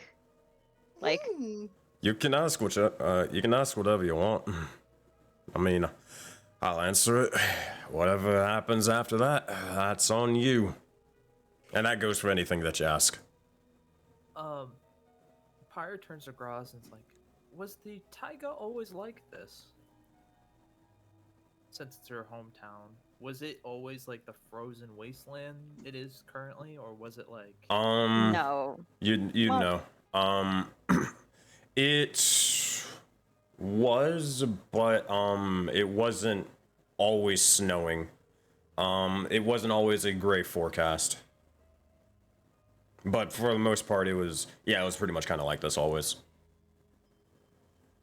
But in a natural way, like not in Yeah. this unnatural darkness way.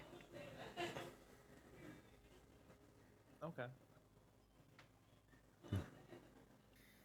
I think as a group we've decided the question is somewhere along the lines how to return the land to where how it was before. I'm trying to word it without like even associating the word out of character. Yeah, how to ask the question is the next question. Yeah. How do we return like this is how I kind of formulate it, and it's like how to return the taiga to its original not atmosphere but like Right. But I feel like Hmm. if we're gonna phrase it that way, then I don't know if we should necessarily be asking about like the land itself, because the plaguey thing, that name I will not ever speak ever again, it's also taking like other living things. Like the land itself isn't Oh. like the inanimate object, like it's also taking like plants and life forms and stuff like that. So I feel like if we're going to ask about that, we need to be more specific and be like the things that it is taking, like collectively, both alive and not alive. On If that that makes sense. note, I can go a little further with that because at the beginning of the campaign, fun fact, actually, we're going to do a little quick quiz. This isn't worth anything, but this is just for brownie points. When you very first session, long time ago, you guys saw as you went into this sort of astral mist and all that stuff. You fought a bunch of individuals, but you also saw two titans emerge. One was a individual coming from the sea. It was like a giant sort of sea dragon or something like that. What was the other one, and what happened when they came? I Looked have like it in a- my notes, but it will take me a second. Isn't it like a bird or a dragon that went down and kind of swooped in, and it was like an astral flying creature? Yeah. Ding ding Yeah. ding. It is. It was. Good job. You get brownie points. Here, take a I don't know, a D4 inspiration point from me. Boom. Okay, thank you. But the one thing that you did see as it sort of emerged, and this was more so like kind of like as the fighting happened, you saw as the entire land around you, the water, the mountains, the grass, if there was any, even the snow, turned into that astral light. It consumed all. Oh. And that's just something that, again, none of you have ever seen before. It was a very traumatic experience, you know? Especially for those who actually lived in the area, seeing your entire sort of the home you live in be destroyed before your very eyes. So The bird continues to haunt me. Got it. Now I understand. So this bird but was well, it wasn't a bird, it was an astral dragon. Right, but the Yeah. Astral Dragon wasn't here before that. Okay, sorry. What do you mean by that? No, just fragments. Never mind. Gotcha. Ignore me. So looks like we're stuck between two questions. How do we fight this thing? How do we bring back order to what has been disordered? I feel like the first, like, how do we fight it might lead into how we deal with the effects of it. But I think, like, if we have to pick between the two of them, figuring out how to actually fight it is effectively the only way to stop it. And if that doesn't change, like, if that doesn't fix all the things that it has touched, then, like, we'll have to figure that out later. But there's no point in really knowing how to change Sure. the things back if it still exists to keep doing the Yeah. evil stuff, right? Mm-hmm. Feel like we would probably be thinking about like how do we the egg at the source. What the fuck? Basically, like how to remove what is spreading the plague on the taiga. Yeah, Yeah. essentially, we're trying to cauterize the wound. So, how do we want to phrase that? How to So they got a question. Now they got to phrase it. So like how to prevent the spread and removal of the plague, what's plaguing the taiga kind of scenario.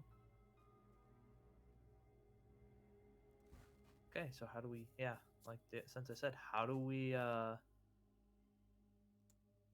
phrase that? I don't know.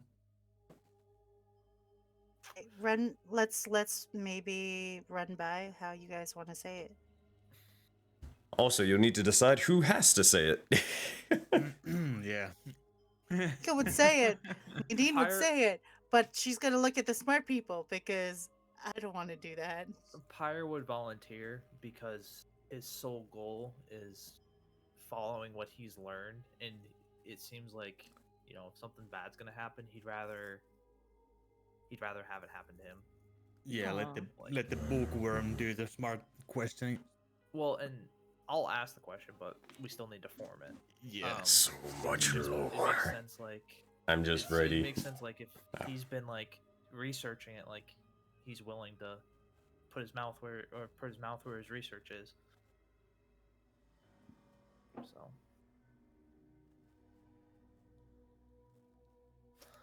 Oh, God. okay. The DM has a smile that grew 3 times that day. I'm just gonna start like messaging in chat like ideas, and we can just kind of start throwing it there. Yeah. I think it's probably faster and easier if you just talk it out, to be honest. Okay, Mm, I do. Okay, so our question has 3 parts. How, meaning You only have one question, keep that in mind. no, but our question has 3 parts. Yeah. Because it is one question, but it has 3 parts, and those 3 parts gives us information. So how, what, and what are my 2? What will be answered when we figure out the how. How? So Dang, basically, they're big kinda brain like, in this shit. how do we remove the plague caused by, or how do we remove and restore the plague? What plagues the taiga? I guess that covers one aspect of it, doesn't it? Okay, those are 2 questions. Is remove and restore is 1. How do we remove and restore the plague is 1 question. What plagues the taiga is a whole different other, because you're asking for the root on the second question. Yeah. English is my second language, guys. I'm an engineer. We don't know very good English. Telling I me have an to engineer is edit actually my good at sister's- social stuff? The hell are you talking No. about? I mean, is it a good way to ask a question if you ask just like, I don't know how loaded the question can be, but like, Mhm. Just Talk ask the about, question like, and see what happens. what- Cowabunga like- it is. like what are the ways to combat the plague that plagues the taiga? How do we Because Writing these remove- down, by the way, guys, so we can narrow it down. You also have 20 minutes to ask. Can we phrase it like, how do we remove and restore the plague? What plagues the taiga caused by the individual that spreads it, We don't even know who the individual is. or the individual or the thing that spreads it? We don't actually know. So who is one of the other questions then is the thing that's spreading it. Oh, gotcha. I honestly don't think we can get all 3 of these things Yeah. anymore. Yeah. I think the source is one of the most important things to know. So how do we stop the cause of plague? How do we stop Cause the of the cause plague. of the plague? It's a way deeper, more mind-blowing question, but it's short and it has as much information as we can put into it of what we want to know. Yeah, how to stop the cause of the plague. So that's going to answer how we prevent it from spreading and who is doing it or what is doing it. But we're not getting. Asking directly. Everything. I mean, We're if you yeah. if you ask how to stop the cause, the answer could just be destroy the source and nothing else. So Yeah, that's what I was thinking, was that like if we ask how to stop it and the answer is just, well, you defeat it, that gives us nothing. Like I feel like we have to be Very specific about like yeah. how in which ways can we defeat the source or the cause of this.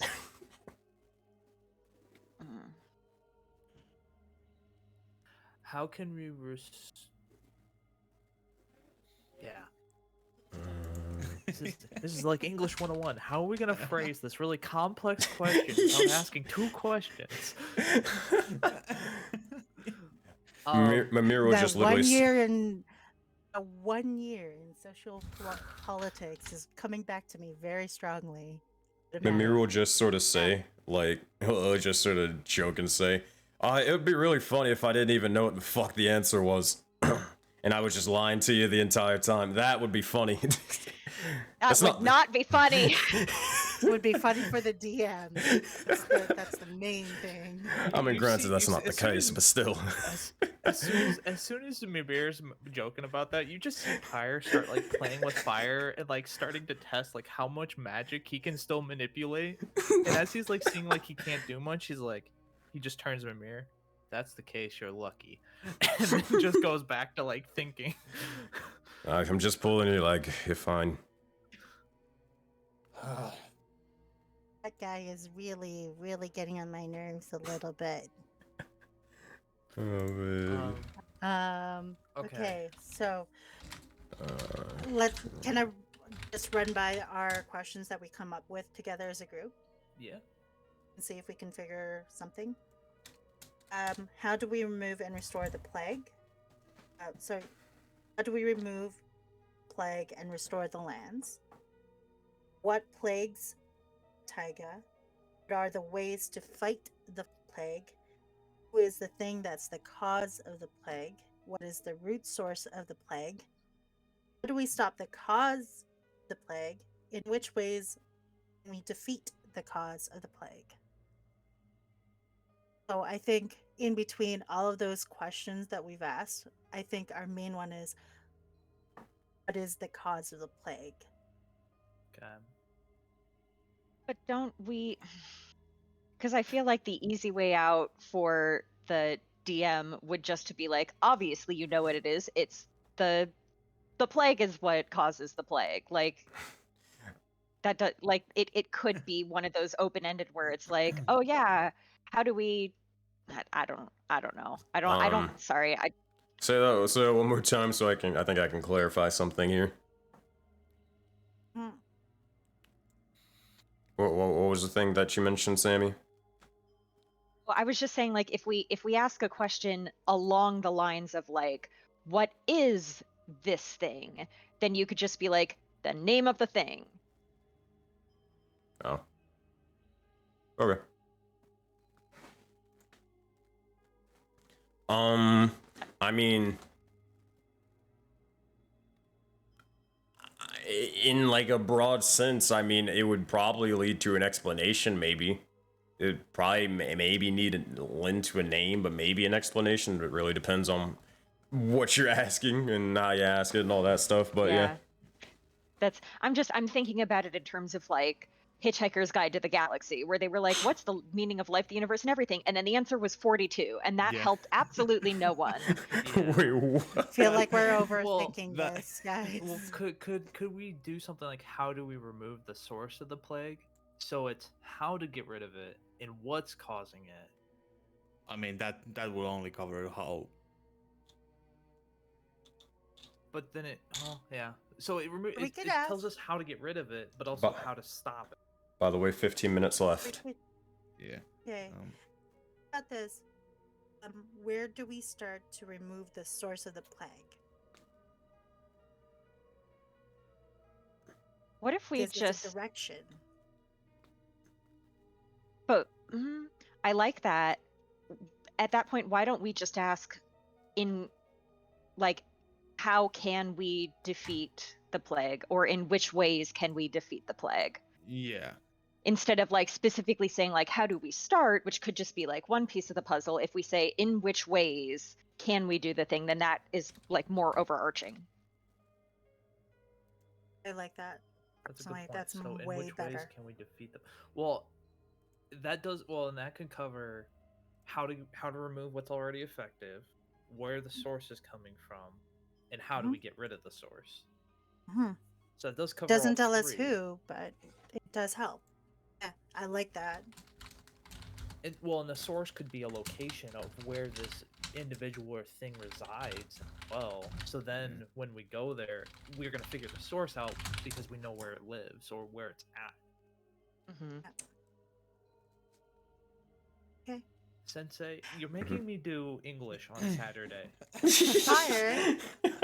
I didn't do anything. Lika's gonna You tap. signed up for it. Lika's I gonna mean, look at our trailblazer and our fellow scout, and she's gonna tap the scout's like, "Fine, you're the messenger now."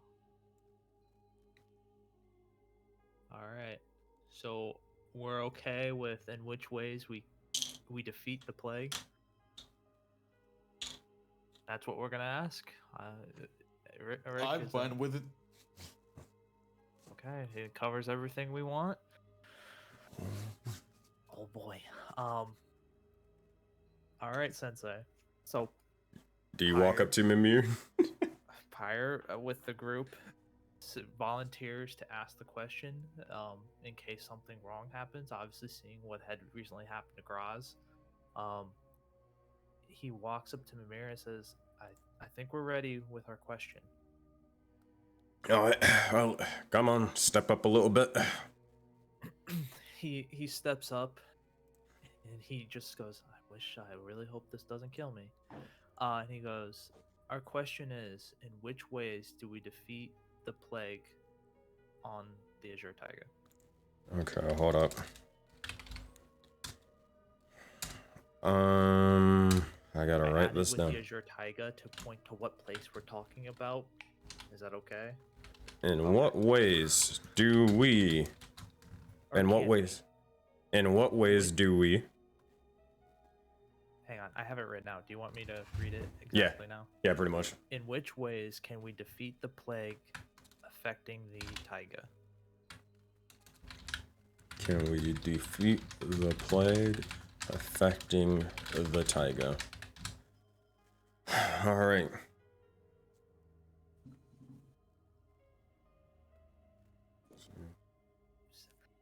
Satisfied with this question. All right. It All only right. took us, like, an So hour to the get to question it. is, to confirm, in which ways can we defeat the plague affecting the taiga? Correct. I'm okay with that, Lika, Graz. Now, 100% to confirm, real quick. So, depending on whatever answer you get, you may have the chance of instantly dying, something terrible being rewritten from existence, or straight up being erased from existence and suffering cosmic death. Do you want to do this and ask this question? And I will say this for every single question you possibly can ask. Is this for a single person or is this for the whole group? Well, it really depends, but most likely you, because you're the one asking it. Okay. Yeah.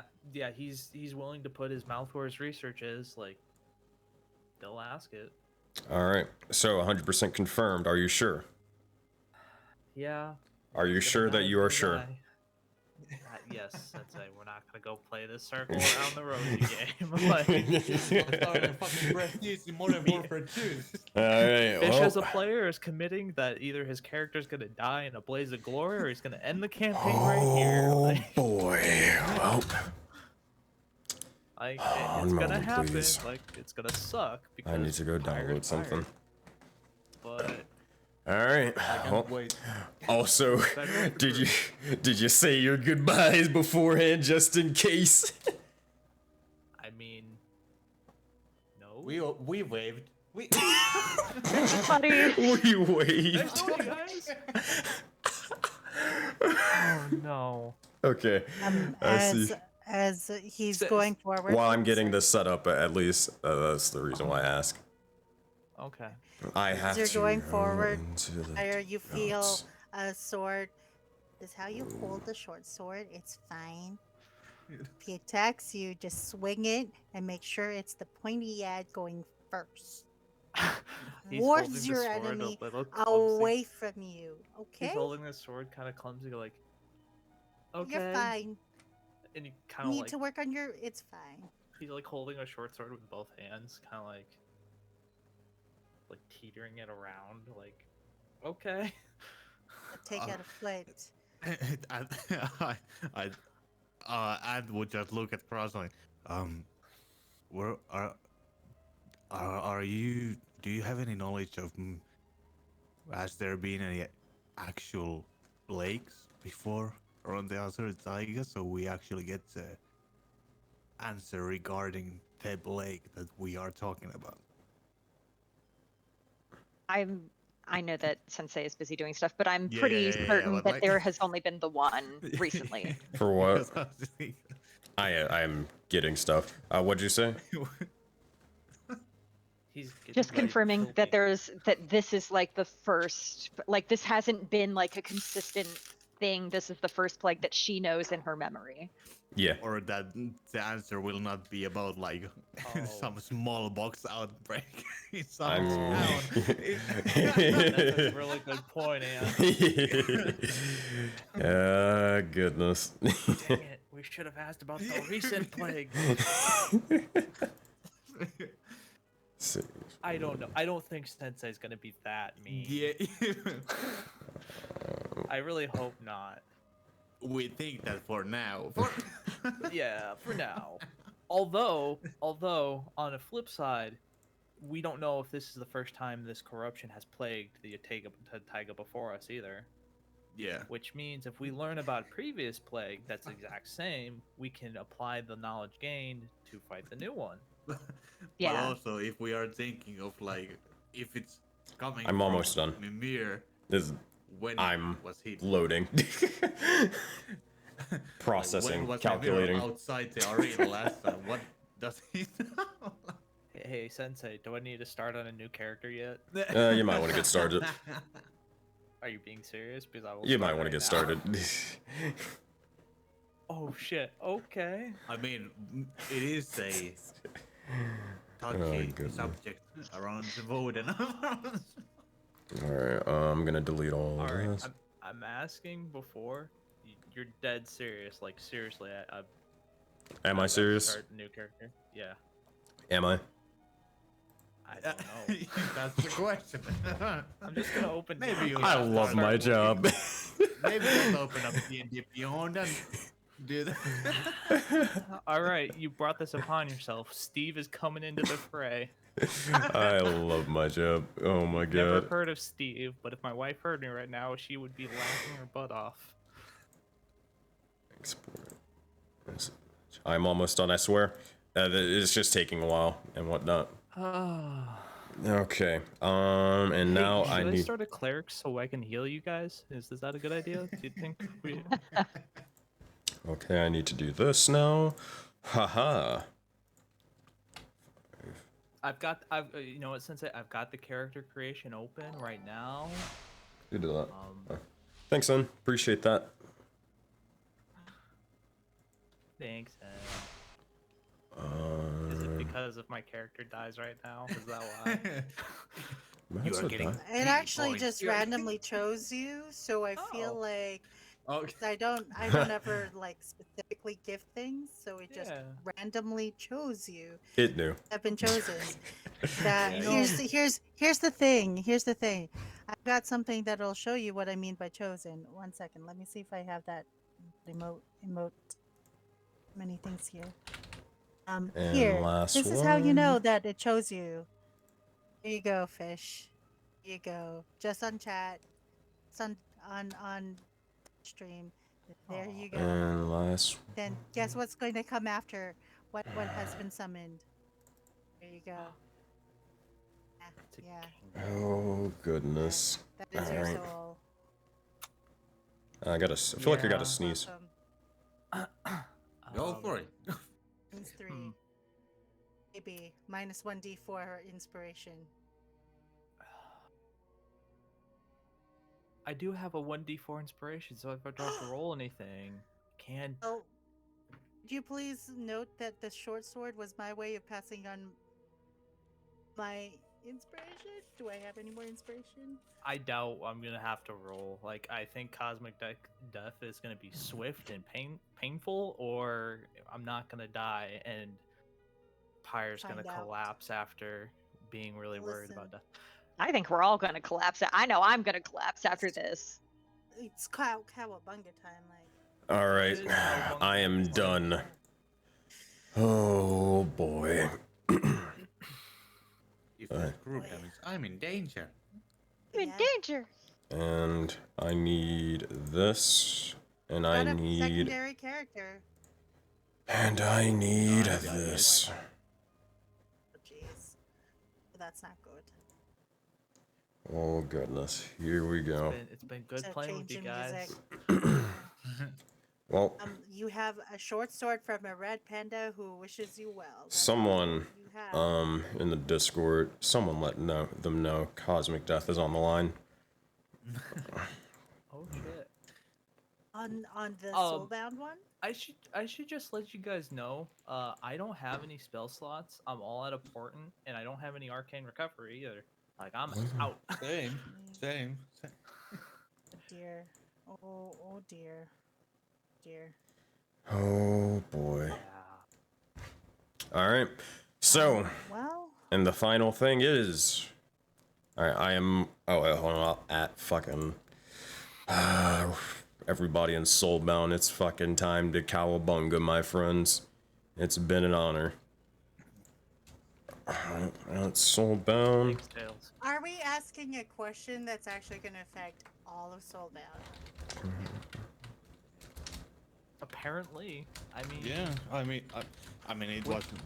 It's a meta question, so I would say yeah. We're taking that table, you know, the 20-foot table with 20 people sitting at it, and just. By the way, our From the thoughts bar and tales and just tea. got you some inspiration dice. You got I have done it. but I don't think it stacks up. All right, so be it. The question that you asked was, in which ways can we defeat the plague affecting the taiga? All right, I had to go into the actual deep notes, and I'm glad I fucking did this beforehand. All right. Well, So, Pyre, as you walk up and ask Mimir this question, you see as he begins to just sort of look at you and just begins to just sort of chuckle, just go.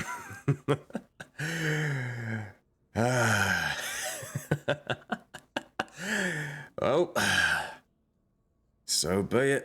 That's what your question is. I wish you the best of luck after this one.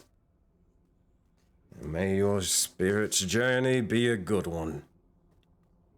And you see as his eye begins to shine in astral light once more. And as it happens, you see as almost the entirety of the light from his eye begins to slowly spread across more and more and more over his face, past that of the horns and even over coursing amongst his beard, before it stops at the socket of his missing eye. And it then becomes whole and true. Oh, goodness. As this happens, Pyre begins to vanish just before your very eyes.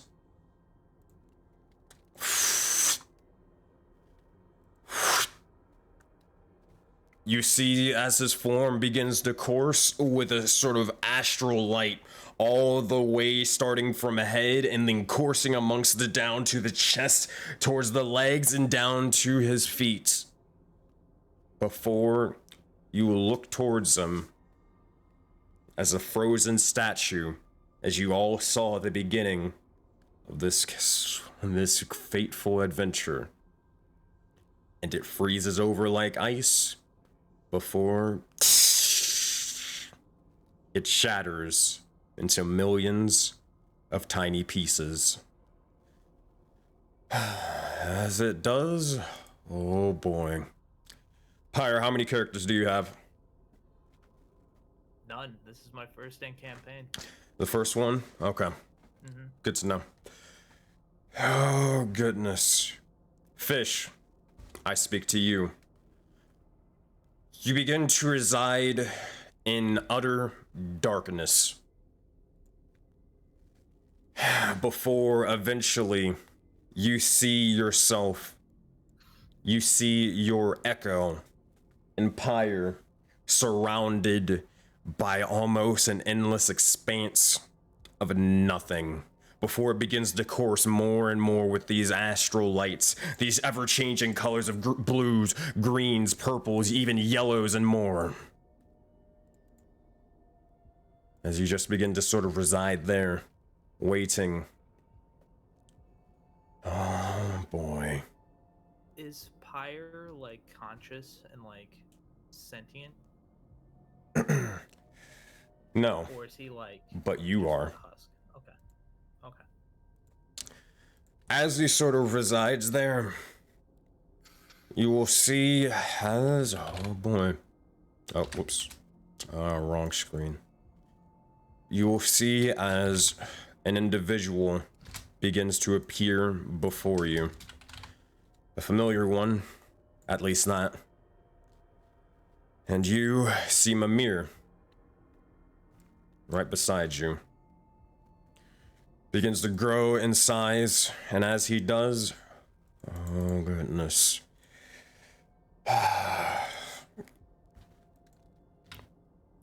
You see as he begins to speak. Alright, well, you done fucked up now, but at the very least, oh shit, looks like it's getting to you. Alright, oh fuck. Hopefully that you may be able to live through this one. You don't, and you see as he's just sort of speaking out or whatever, to something or someone. Pyre, make a perception check for me.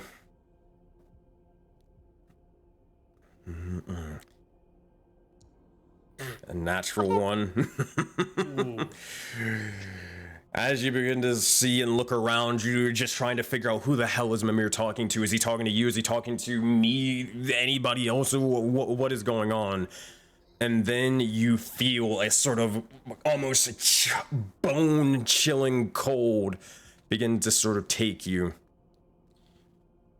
And then you look over to the right and one hand is placed upon your shoulder, and then a second placed upon the other. And then a third amongst your leg, and then a fourth amongst your other. And it just begins to rip and tear your flesh limb from a limb and break every bone and fiber and any bit of hope in your being. And as you sort of are pulled away from this sort of thing, you look over and you see this individual. Oh boy. And I will show this. That's fucking right, baby. You see this individual. Krufix, the god of horizons, before you, taking you apart limb from limb. And as he does, you see as Mimir begins to just sort of say to him, oh, you really don't have to do all this to be sort of dramatic with it. Come on, I think he at least gets to fucking know and whatnot. You can't really sort of control this sort of realm and whatnot. You only can do so much. Besides, you're only about as powerful as her anyways. So, that being said, what will it be? You see as the sort of astral individual begins to just sort of look towards Pyre. And then looks towards Mimir and just sort of and just begins to sort of say one simple thing. Something someone may have heard recently out in the Auroraverse. Oh boy, where's this? Yep, here it is.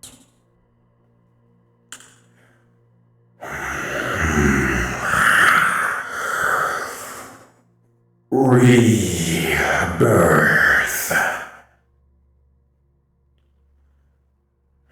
Reset anew.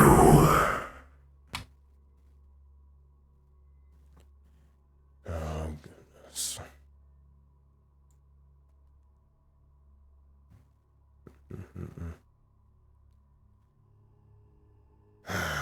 If that is the way it shall be. And as that happens, you see as Pyre's form begins to slowly change and shift and morph. And now, Pyre, I have good news and potentially upsetting news. As you are rewritten from existence and reality. Oh, goodness, this hasn't been the first time this has happened, but... So, Fish, you are or Pyre, you are no longer a fire genasi anymore. And a good thing that I had this prepared just in case this happened. You are not a fire genasi, in fact, you are not a water genasi, a air genasi, or an earth genasi. Instead, you are, oh boy, an astral genasi. As you look over and you see as your form begins to sort of come back towards you, and you look to see as where the head or where the flames of the hair begin or worm, they're no longer sort of burning orange and bright with this flame. Instead, they sort of course over with this sort of astral light towards you. Your entire sort of form is immediately sort of changed before you. You look towards your hands and you just see nothing but the cosmos, the Nyx sort of coursing amongst you. Even that of your eyes begin to glow as well. As you have been rewritten as made by the deal from Mimir. Alright, so listen up, at least now that you can sort of learn. And also, can you please go fuck off for once? Like I said, you don't need to be belonging here. Besides, you have other things to go fuck up anyways. You see, as Crufix begins to look towards Mimir, and as he does, he takes the bits of life that Pyre once had in his previous existence, and you see as his body begins to course more and more as he grows in strength and power. Oh, as it happens, he grows in size before you, before slowly vanishing and dissipating once more to maybe be seen in another time. Alright, well, so here's the thing. You want to sort of deal with this sort of plague sort of corrupting that land? That plague? Pointing towards where Crufix was and whatnot. Let me tell you. Alright, at least I think this form should be able to sort of at least withstand the pain and whatnot. It's a little transfer into when you first step into divinity and whatnot, and the Soulbound and all that shit. Alright, so it all starts with one thing. Do you know exactly where you are right now?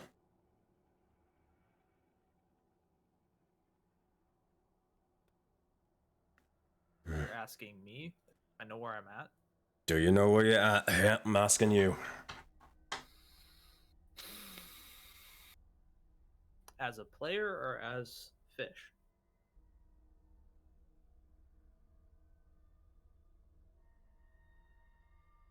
He's got thinking face. It's a simple question. Yes or no? I'm trying not to metagame the shit out of this. But I do seem to remember lore. I think my headset died for a minute. Center of the universe. And I don't Headset's been acting up recently. There we go. Alright, Fish, if you were saying anything, I did not hear anything. My headset died. Okay.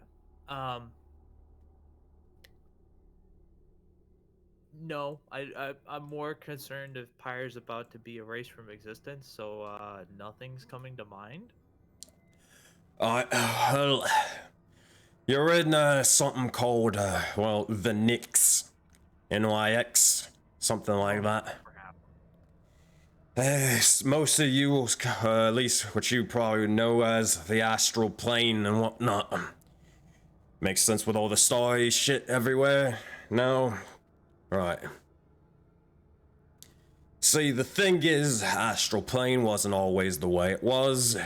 In fact, after a little bit of a shattering explosion and whatnot, that's how, well, Aurora was born. You're standing in the midst of the sea, boy. The astral sea. You're standing in the midst of Aurora at the moment. This sort of astral light and whatnot caused by the explosion, that's the plague you're talking about. Now, you seek to sort of figure out how to sort of, you know, get rid of it. Sort of, if I remember correctly, you said defeat the plague. Well, see, the thing is, the plague right now is where you stand, and you and your companions. It's not really possible just yet, but you can still work towards it. Because said plague is the first spirit. Now don't you go saying that one anywhere around here, you're gonna fucking die, I'll tell you that much. Can you repeat that? Cut out. The first spirit. Okay. And I can't repeat the first spirit? Don't fucking do it. Okay. Not even the gods can sort of say that. Or that one over there sort of gets you, or I get you. Or even Clothis and whatnot, Destiny, all that shit. The first spirit and whatnot needs to be rebuilt, needs to be reforged. That's the only way to defeat the plague. Well, that is the first spirit. Thing is, when he did so and, well, often sort of exploded and created the astral plane itself, he at least made it easy. And the ways are the things that you need to do, the steps necessary. Like that number well, so he kept it simple and straightforward. The number... Oh god, hold on 1 second. He says, he has to sort of breathe in for a minute and just says the number... 5.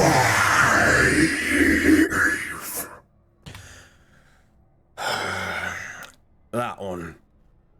Simple steps, let me go over them. Complete the ideals of the first spirit, and you'll be able to reforge them.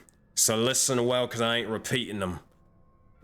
Already the other gods and whatnot, the other realms and timelines are after my ass. The first one, the first ideal of the first spirit. Being travel. You need to be able to travel. He traveled far and wide, till he wasn't alone. How to do that? Well, simple. Well, kinda. Not really. You need to connect the heavenly path to the other planets of Aurora. Soon as you're able to, once you're able to travel to the other planets, prevent them from tearing wormholes and black holes and more into the world, destroying them, then that will assist. But the next one, building or construction. You need to build your own flourishing world. Build your own civilization, one that's more powerful than the previous ones, the ones before that were all corrupted and gone. Oh. That's the second step. The third step. Oh boy. Community. You need to unite all the civilizations together, all the other groups, all the other marks, at one point or another. As well as all the other 5 civilizations together. You may know the first 3 well, but the others don't even know they exist. You need to unite them. Prevent their bickering, their arguing, and the constant war between all of them. Or you'll fall like the third. The next thing. Oh boy. The fourth. Determination and will. You need to redeem the corrupt one. The betrayer. Civilization, after battling them for ages, you need to redeem them.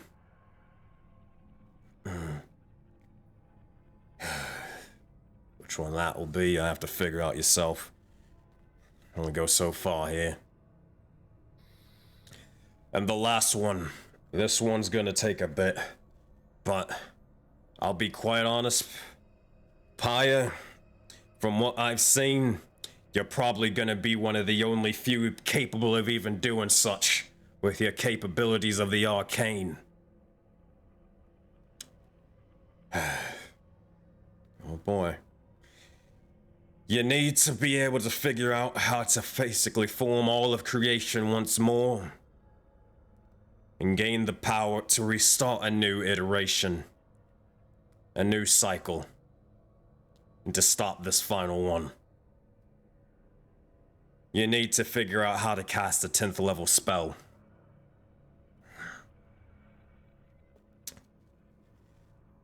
However, there's an issue with that. And it'll look around pretty much to everywhere. Oh boy. And as he does, his eye will shine once more.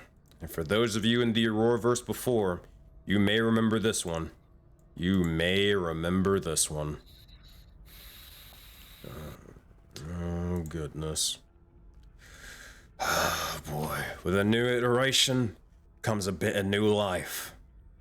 And you all see this one. Oh boy, let me zoom out for chat. For those who remember, those remember.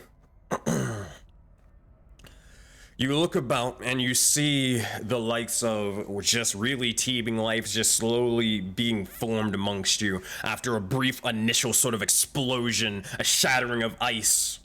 You look past and you see things that don't even really make sense. The keys were always there, chat. The keys were always there. You see the likes of a broken and destroyed ship, shipwrecked amongst who knows where. You see, as it almost looks familiar, in the ship that you resided on not too long ago. You look over and you see a giant, massive tree off into the side. Your home. Coursing with bits of fire, water, air, earth, and more. And you look over to the side, and you see a massive serpent sort of going and traveling about to the different lands and all of the sort of areas about the world serpent before you, or at least an interpretation of him. Keep in mind, this map was made in April. Oh boy, that is actually a little bit before that. I think it was March. 6 months of fruition, or 6 months of planning coming into fruition. The tales were always there and the clues were always there. Question. But I can interject here. one last thing. You also see bits of floating islands sort of scattered about. And you notice as they explode and then begin to reform anew quickly afterwards. As it happens, bits of ice begins to sort of set aflame and slowly melt away, other bits of it shattering before, if you want to say your question, now's the time. Oh, this is just kind of out of character, I guess, or whatever. That serpent, is that similar to the one that we saw No. fighting on the boat? Okay. Completely different one. Okay. Now, granted, though the art or whatever, this is through Incarnate, so I can only do so much with it. A couple of key differences: it does not have any horns or anything like that. Instead, it is a blue and white serpent who seems to kind of have a sort of kind of little bits of a beard that is kind of made out of a green sort of moss. But they have blue and white scales, and they go on for almost an endless amount. But that said, the final one. So, in restarting a new iteration or cycle, the problem with that is, though, it requires the cost of someone taking the first spirit's place. It's not a curse. Well, it's a cost.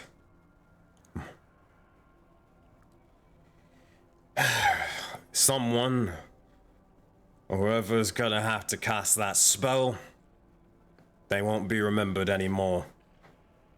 But their sacrifice won't be in vain, at least. Whoever that's gonna be, well, we'll have to figure it out next time. And figure out whose spirit's journey is that to take. So, that said, you've got your information. Now, if you want to share that, that's up to you. You probably will have to anyways. I mean, hell, if you want to let this one sort of pass you up, by all means go for it. But you know what you gotta do. All I can say is, time's ticking. And you see just a shattering of your sight as it begins to sort of break like glass, and all of reality begins to shatter as time breaks before you. And so does your vision as eventually you return back here to the arena of the gods. However, as you return, you immediately sort of drop down to the ground and look about towards all of your allies and companions, and you see as Pyre is just sort of on pretty much on all fours, completely changed and morphed and manifested into who fucking knows what.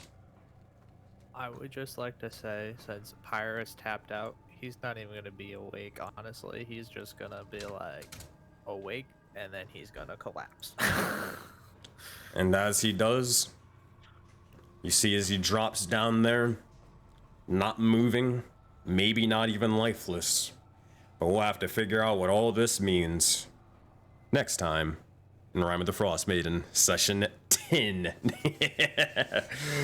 Oh man. Good stuff. Holy shit. So much. Sensei, It was as a a lot.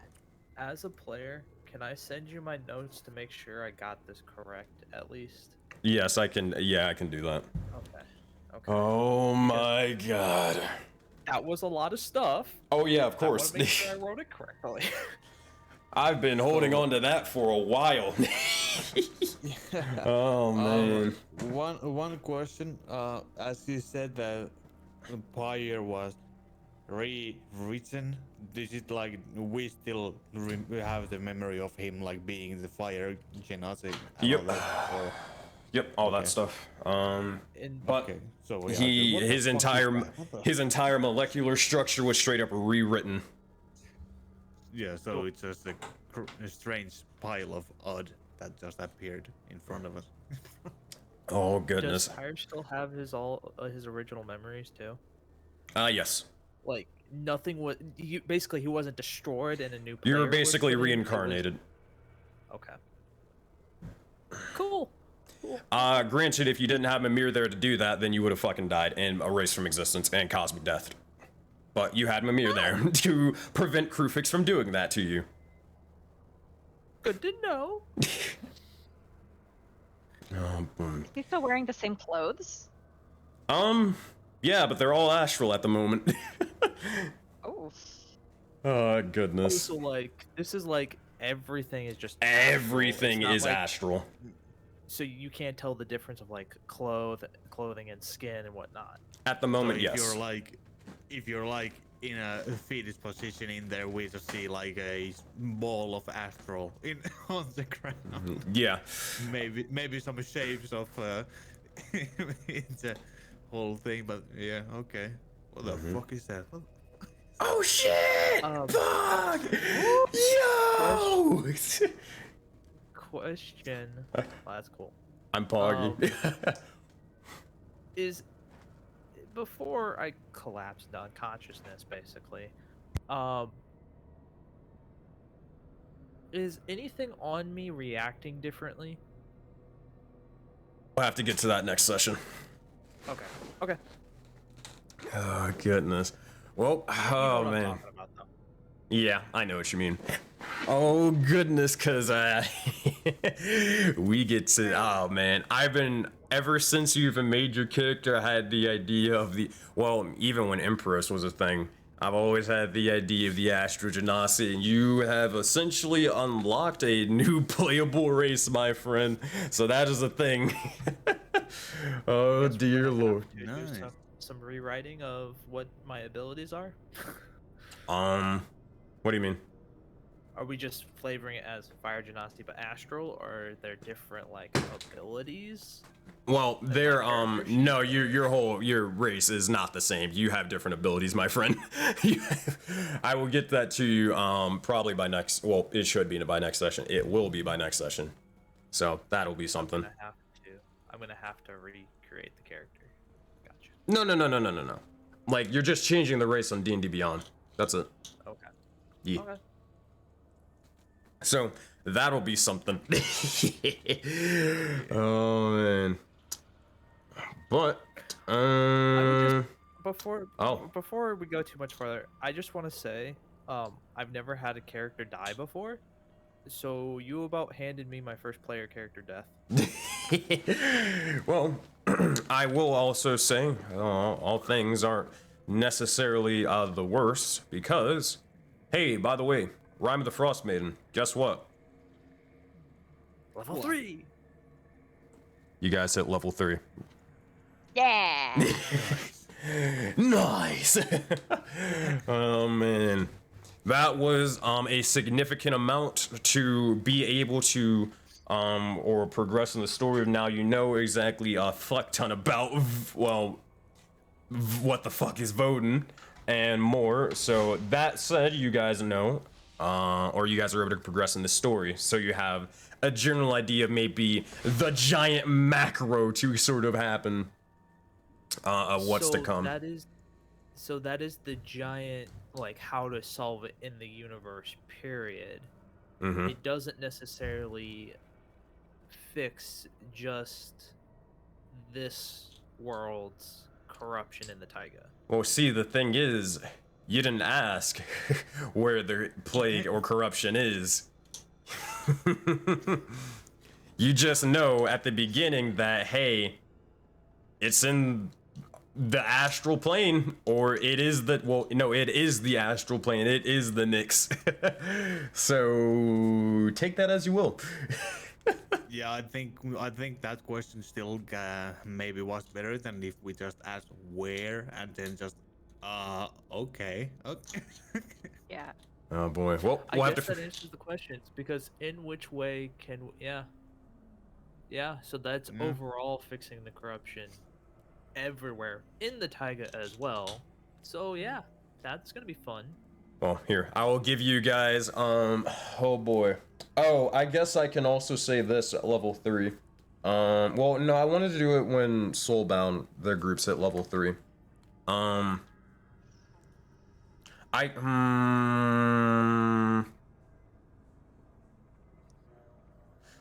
I will.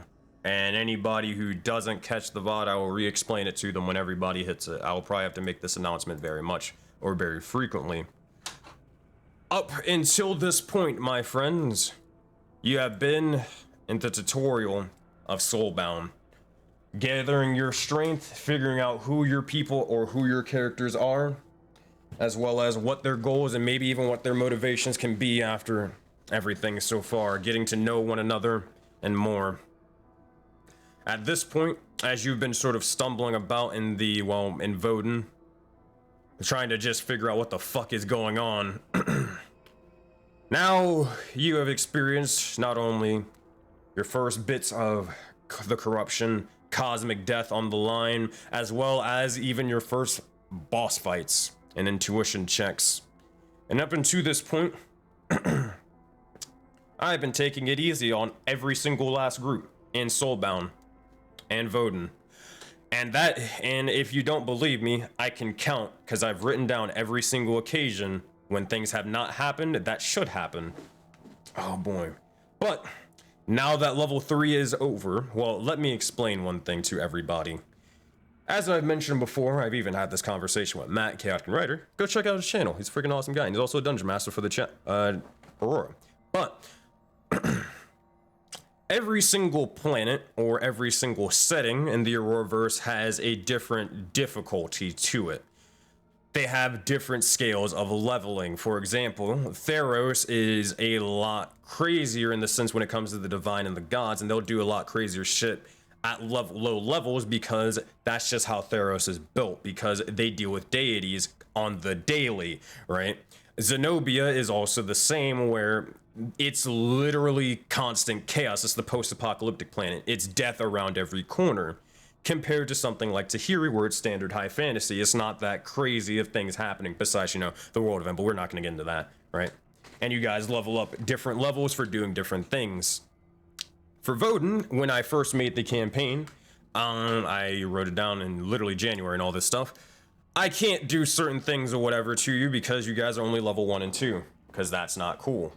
But now you are level 3, and now it's time for you to prove your strength and all the knowledge that you have gained so far. As you guys, now that you're not just knowing each other for the first time as like out-of-game players, you guys actually have like, you know, been a group for a while now. So it's no more time to hold the punches, my friends. If you don't believe me, a couple of occasions where I've held back, where I will not any longer. Cosmic Death, which I have it pulled up right here. Cosmic Death with the likes of Spike and Myra. They were supposed to cosmic die there when they touched their hands and essentially had suffered astral damage. Zaman, multiple occasions when Zaman, Gore, or Agni, Azora, and Korra basically got transported to the Astral Sea and dealt with that whole thing when they connected all the corruption together with them. Or excuse me, Zaman was supposed to die there. Also, he was supposed to suffer cosmic death when he ended up, what was it? Lost his arm instead. On top of that, other things when things were held back, Farmer, when he was supposed to fall off of the giant sort of floating islands and stuff like that, and debris and whatnot, and more. And there are multiple occasions, my friends, but no longer. It is now time to rock and roll. So, as Captain Fable says, gather your strength, as the time for battle is now. Alright. Keep your hands to yourself or die. Alright, that being said, thank you everybody for watching. I appreciate each and every single one of you. I'm going to break down chat and all that stuff. But oh boy, when Soulbound hits level 3, they get the same conversation as it's time to rock and roll. Oh goodness. Alright, I'll be right back.